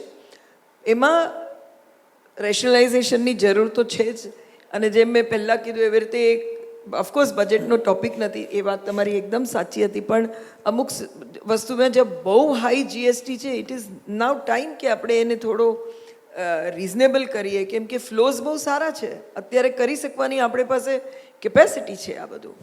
તો એ હું અગ્રી કરું છું આ બંને પણ એક સરપ્રાઇઝિંગ વાત છે કે જીએસટી સિમેન્ટમાં 28% છે. 60% of the cement consumption is utilized by government of India or government or any state government. Then also 28%. There is a basic item of a real estate industries is carrying a weight of 28%. ઓહો, which is government should take care. જે રીતે બેને કીધું કે અમે પણ બહુ વાર રિપ્રેઝેન્ટ કરીએ છીએ, પણ there is no one to hear. મારું તો માનવું છે કે GST rate should be equal, maximum GST should be in line with the maximum marginal rate of income tax, which is 30%. But it is higher in India than 30%. The higher અમુક GST. Items પર. હા, અમુક items પર at least that ઉપરની આઇટમમાં તો at least there is a logic કે તમે income પર તમે 30 કરો ને પછી ઇન્કમ પછી તમે ખર્ચા કરો ને એના પર પાછા બી 48-50% તમે કરો, તો દેટ ઇઝ અ બ્લેકમેલ. નો, એ તો બ્લેકમેલ છે જ ને. તમે જો તમારો $250,000નું જે એલોકેશન છે ફોર ડોલર્સ દર વર્ષે, એના પર બી એના પર તો tax collected 120%. TCS, but now they have included in TDS if you are a salary. You know that, no? If you are salary ને, બટ કોમન મેન માટે તો salary. But you still get a set off, right? At the end of the day by 18 મહિના પછી, જો તમે એપ્રિલમાં જાઓ તો પછી 18 મહિના પછી સેટ ઓફ મળે. એનો ઇન્ટરેસ્ટનું શું? એનીવે, એક બીજું એડ કરું જીએસટી માટે. પારેખ સાહેબ, આ બહુ મોટો સબ્જેક્ટ છે. ગવર્મેન્ટને જોઈએ છે કે લોકોને ઘર મળે. આજે રીડેવલપમેન્ટ એક મોટું માર્કેટ છે. બિલ્ડર જ્યારે રીડેવલપમેન્ટનું ઘર આપે, તમારું ઘર છે 500 ફૂટનું અને તમને 550 કે 600 ફૂટનું ઘર તમને મળે નવું, તો ગવર્મેન્ટ શું વિચાર કરે છે કે તમે પહેલો જે ફ્લેટ વેચ્યો હોય 15,000 રૂપિયામાં, તો 15,000 મલ્ટીપ્લાય બાય આ જે એરિયા તમને આપ્યો એની પર 5% જીએસટી લે છે. એટલે when we are giving you free, we pay a premium for you, we pay construction cost for you, we pay rent for you. In spite of all this, તમને free આપેલી value પર પણ અમારે નોશનલ value પકડી અને GST પર. That is a very bad impact in the market. અને એનાથી જે પણ જે કોઈ જૂની આપણે ટેનન્ટેડ હોમ હોય કે જૂની સોસાયટી છે, એને જે પોતાનું રિયલ જે રિટર્ન મળવું જોઈએ એરિયામાં, એ મળી નથી શકતું. ગવર્મેન્ટે બહુ જ વાર આ રિપ્રેઝેન્ટ કર્યું છે, પણ એકદમ બ્લાઇન્ડ ફોલ્ટ જાય છે. તો આ એક માધ્યમથી તમારે ઉપાડવું જોઈએ કે જો મુંબઈમાં કે કોઈ પણ અર્બન સિટીમાં, દિલ્હીમાં આ બધે જે રીડેવલપમેન્ટમાં જશે, મુંબઈ તો અત્યારે આવી ગયું, થાણા આવી ગયું, બીજી બધી જશે ત્યાંની બહુ મોટી ઇમ્પેક્ટ છે. તો it has to be corrected. આ રીડેવલપમેન્ટ માટે જ બીજો સવાલ છે. પ્રશ્ન એ છે કે બેંક્સને કીધું છે કે રીડેવલપમેન્ટ માટે ફંડ્સ બિલ્ડરને આપો, આવી રહ્યા જ પૈસા? બિલ્ડરને આપવું એટલે બિલ્ડરની કેપેસિટી હોય તો આપણે કમેન્સમેન્ટ સર્ટિફિકેટ પછી જ બેંક પૈસા આપે છે. અને બિલ્ડર માટે તો બહુ બધા રિસ્ટ્રિક્શન છે પૈસા આપવા માટે. બેંક ગેરંટી પણ આપણે કોઈ 10% અસેટમાં આપતું નથી, પૂરેપૂરું ફિક્સ ડિપોઝિટ હોય તો આપે, અને કમેન્સમેન્ટ સર્ટિફિકેટ પછી જ આપે. જો લેન્ડમાં લેવું હોય તો પ્રાઇવેટ એનબીએફસી છે જે એ ઊંચા વ્યાજે પૈસા આપે છે. That all depends upon your personal balance sheet અને પર્સનલ રિલેશન. સોરી, મને એક બીજો ક્વેશ્ચન આવેલો. Budget impact on partnership firm. I don't think we are qualified to answer that. No, but there is no change as far as I know. I don't think so. કંઈ change નથી થયું. Our Honorable Prime Minister was always worried about health and welfare of the society as well as sorry, મને બરાબર વંચાતું નથી, but in new tax regime both this aspect has not been covered, i.e. 80D and 80U. Amit, are you familiar with 80E and 80D and 80U? મને exact section તો નથી ખબર, પણ આપણાને medical insurance પ્રીમિયમનું deduction મળે છે. એ તમે જો ઓલ્ડ રેઝિમમાં હોય તો તમને હજી પણ મળે છે, અને કંઈ વધાર્યું નથી એ લોકોએ. બીજું તો કંઈ છે નહીં. અચ્છા, એક સવાલ આવ્યો specifically for you. It is mention your name. What are your concern risk from the economic સર્વે?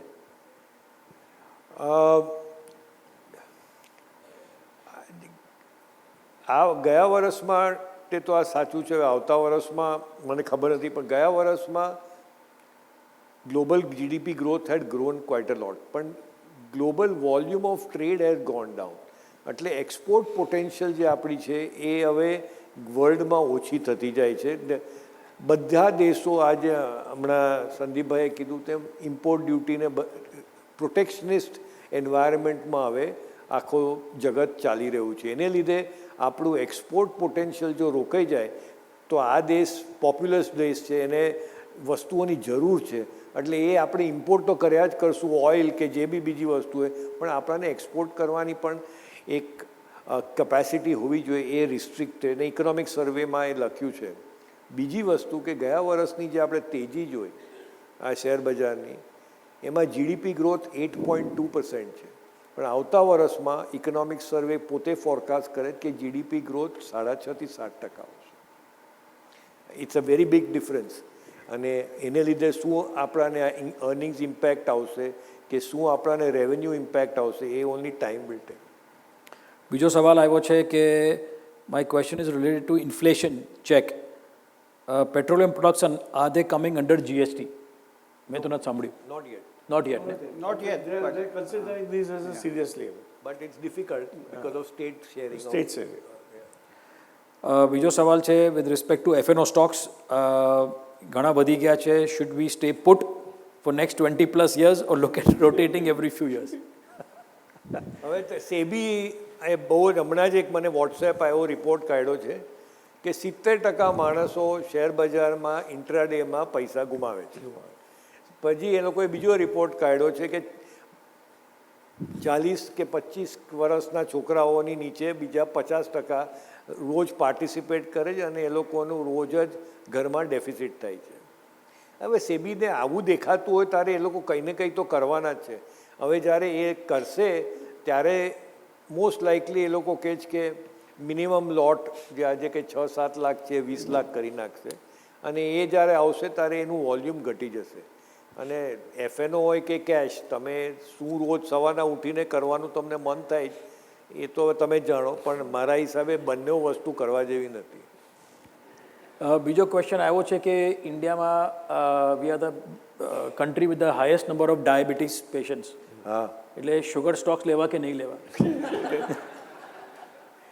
મારા હિસાબે જેન્યુઅન ક્વેશ્ચન આવ્યો છે. શુગર સ્ટોક્સ તમે ગયા 5 વર્ષનો પ્રોફિટ જુઓ શુગર કંપનીઝોનો, આટલું ઇથેનોલનું મિક્સ થયું, આટલું આ થયું, પેલું થયું, કે એટલો ગ્રોથ આવતો જ નથી. શેરના ભાવ વધ્યા છે પણ પ્રોફિટ તમે જો 17 થી 22 જોશો તો ઓલમોસ્ટ એમ જ છે. અને મારા હિસાબે એના સિવાય કંઈ બીજામાં ઇન્વેસ્ટ કરવાનું નથી. એક નક્કી છે કે ડાયાબિટીસની દવા આવવાની છે 2025 પહેલા. એટલે અમીષાબેન એ જ કહેતા હતા કે હવે ફાર્મા લો, બરોબર ને? શુગર સ્ટોક શોર્ટ કરો ને ફાર્મા લો, એમ કહેવા માંગે.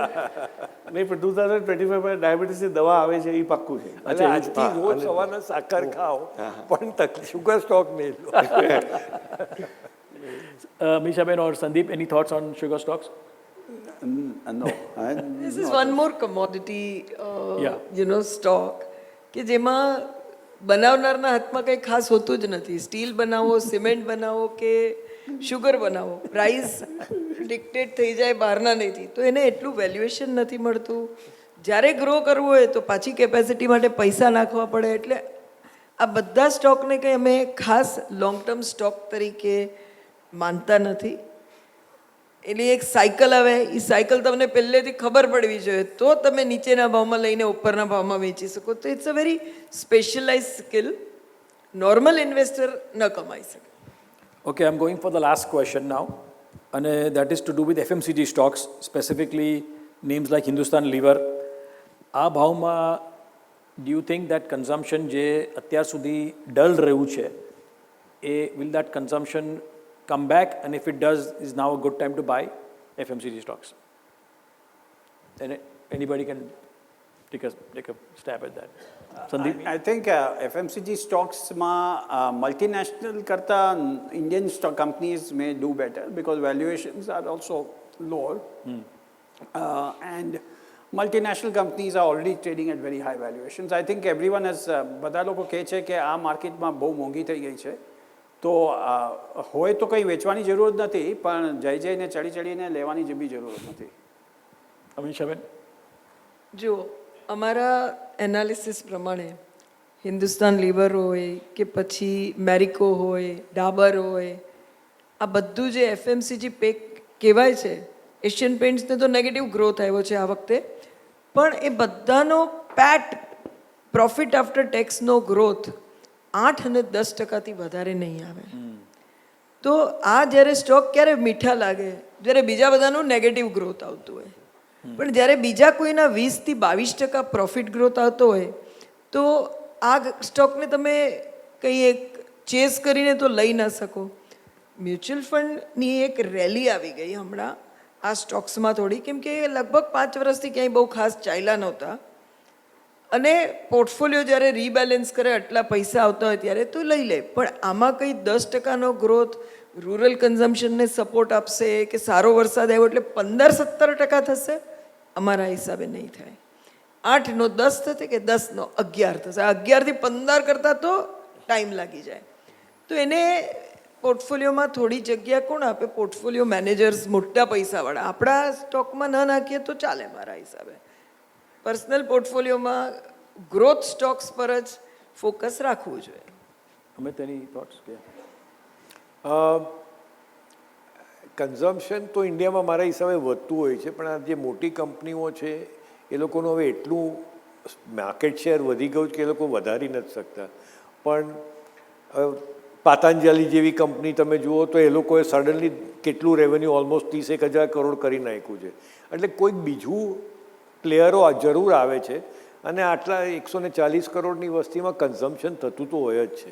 આપણે ઓર્ગેનાઇઝ રિટેલ આજે એટલું ચાલે છે, પણ અનઓર્ગેનાઇઝ રિટેલમાં એટલું ડિમાન્ડ નથી, કારણ કે લોકો મોટી દુકાનોમાં જઈને જ બાય કરતા હોય છે. So I think FMCG should be invested in and kept for a long period of time. તમને આજે ને આજે એમાં રિટર્ન નથી મળવાનું, અને જો તમારે લોંગ ટર્મ પોર્ટફોલિયો બિલ્ડ કરવું હોય તો એફએમસીજી સ્ટોક્સ થોડા લેવાય. On that note, thank you everyone. Yeah please please. કે આ છે બધું એફએમસીજી એટલે fast moving consumer goods.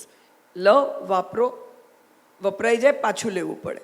That is one segment. એ જેવું બહુ ડિફેન્સિવ છે એટલે જ એને હાઈ વેલ્યુએશન મળે. પણ એક વાત જે કરી એ છે કે હવે સપોઝ એફએમસીજીની જગ્યાએ હું હોસ્પિટલ સ્ટોક લઉં, કેમ કે આપણે લાર્જ ગ્રોઈંગ ઇકોનોમી છીએ, હજી હોસ્પિટલ ઓછી છે, અને ડાયાબિટીસ છે, અને પૈસા વધે તો મને મારી કેર કરવાની વધારે શું છે? જો ગ્રોઈંગ ઇકોનોમીમાં આ સેક્ટર, જેમ કે હોટેલ, એમણે કીધું એક્સપિરિયન્સ લેવો છે બધાને, ટ્રાવેલ વધે છે, બિઝનેસ વધે છે, હોટેલ વધે, તો હોટેલ, હોસ્પિટલ આ જરા ડિફરન્શિએટેડ જગ્યાએ બી જઈ શકાય પોતાના પોર્ટફોલિયોમાં સ્ટોક્સને ધ્યાન આપવા માટે. Thank you. કોઈ સ્પેસિફિક ટીપ આપવી હોય તો આપી દો બધાને. એ લોકો રાજી થઈ જશે એમ કે અઠવાડિયામાં પૈસા ખવાય. સ્પેસિફિક ટીપ હોય તો બધા ચારે એક્સપર્ટ છે, ચારે એક્સપર્ટ છે એકદમ. Hardik, over to you. Thank you very much. I think so Gautambhai અને એન્ટાયર ટીમ, અહીંયા જે પેનલ હતી બહુ જ સરસ રીતે આપણને સમજાવ્યું. હું બધાને રિક્વેસ્ટ કરીશ 2 મિનિટ પ્લીઝ પોતાની જગ્યા પર શાંતિથી બેસે. I just want to have 2 to 3 announcements before we move for the formal thanks speech. Ek to please give a round of applause for the entire panel. It is wonderful, fantastic. ઘણા બધા પ્રશ્નો આવ્યા છે, હજી ઘણા પ્રશ્નો લઈ નથી શક્યા. તમારા પ્રશ્નો હું વ્યાપારના એડિટરને વિનંતી કરીશ કે આ પ્રશ્નો આપણે એમના ઓપિનિયન લઈ અને વ્યાપારની અંદર આપણે છાપીએ. અને વ્યાપાર હવે ઈ વ્યાપાર બી થઈ ગયું છે. આઈ વુડ રિક્વેસ્ટ જેણે વ્યાપાર સબસ્ક્રાઈબ નહીં કર્યું હોય, અને હિન્દી ઈ વ્યાપાર શરૂઆત થઈ ગઈ છે. 5 દિવસ હમણાં વીકમાં આવી રહ્યું છે ઈ વ્યાપાર. સાંજના 8 વાગે આપણને આ ઈ વ્યાપાર મળે છે. સો if anybody is interested you can subscribe all over ઇન્ડિયાની અંદર તમે ક્યાં પણ સબસ્ક્રાઈબ કરી શકો છો, અને તમને 8 વાગે તમારે ત્યાં બહુ જ સરસ with new features I think સો તમને આ ઈ વ્યાપાર મળી શકશે. આની સાથે સાથે આજે જન્મભૂમિ ટ્રસ્ટના બીજા ટ્રસ્ટી પ્રીતિબેન મહેતા, ફેમસ આપણે કહીએ કે એડવાઇઝિંગ કાંગા એન્ડ કંપની, એના પાર્ટનર અહીં આજે અવેલેબલ છે, આવ્યા છે. Please give a round of applause to Priti Mehta. ગૌતમભાઈને મારે એટલું જ કહેવું before the formal presentation. Last બુધવારે અમારી બોર્ડ મિટિંગ હતી અને અમે ડિસાઇડ કર્યું કે આવું કંઈક પ્રેઝન્ટેશન, આવું આપણે સમીક્ષા કરવી જોઈએ. અને એક વીકની અંદર 4 દિવસ હું બહારગામ હતો, પણ 2 થી 4 કોલ જ અમે લોકોએ કર્યા અને આજે આખો આ પ્રોગ્રામ ગોઠવાઈ ગયો છે. સો thanks to the entire team, thanks to Gautambhai, wonderful, thank you. I would request Bhupen Vadgama, the general manager, two give the formal thanks speech and then we wind up the things. Thank you very much.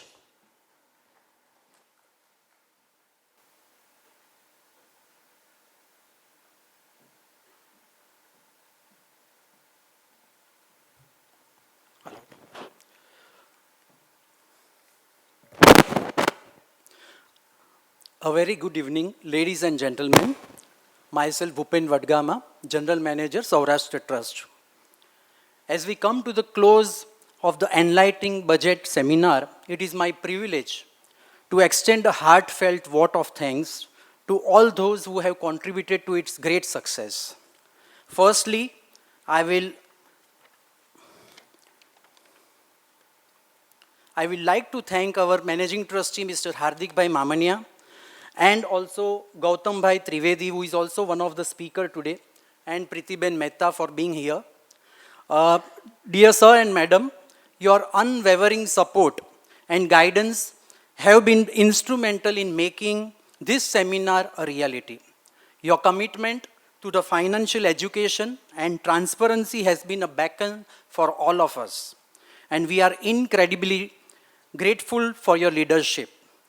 May I request you to have a great round of applause for all our trustees and Saurashtra Trust. Secondly, a big and special thanks goes to our distinguished speakers today, who have taken out their time from the busy schedules and shared their knowledge with us today. They are Shri Gautam Bhai, Shri Amit Bhai Dalal, Shri Sandeep Bhai Bhatia, Shri Jitendra Mehta, and last but not the least, the only lady speaker, Shri Amisha Ben Vora.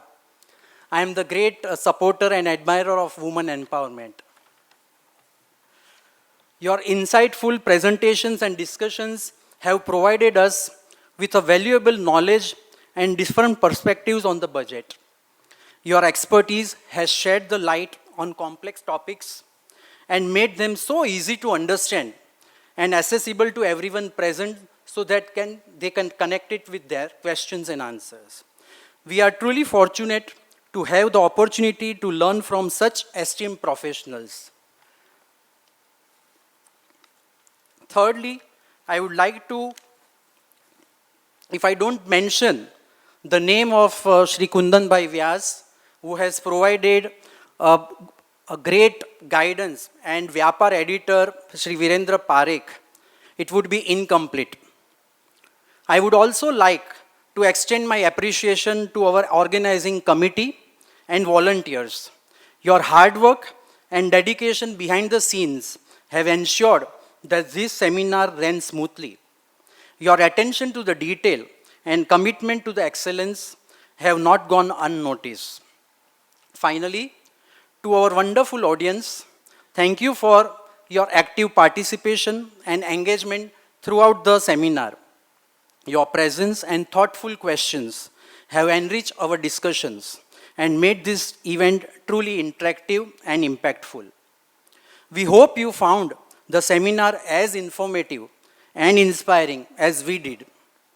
In conclusion, whenever we go out after completing an event or after attending an event, we carry something from us.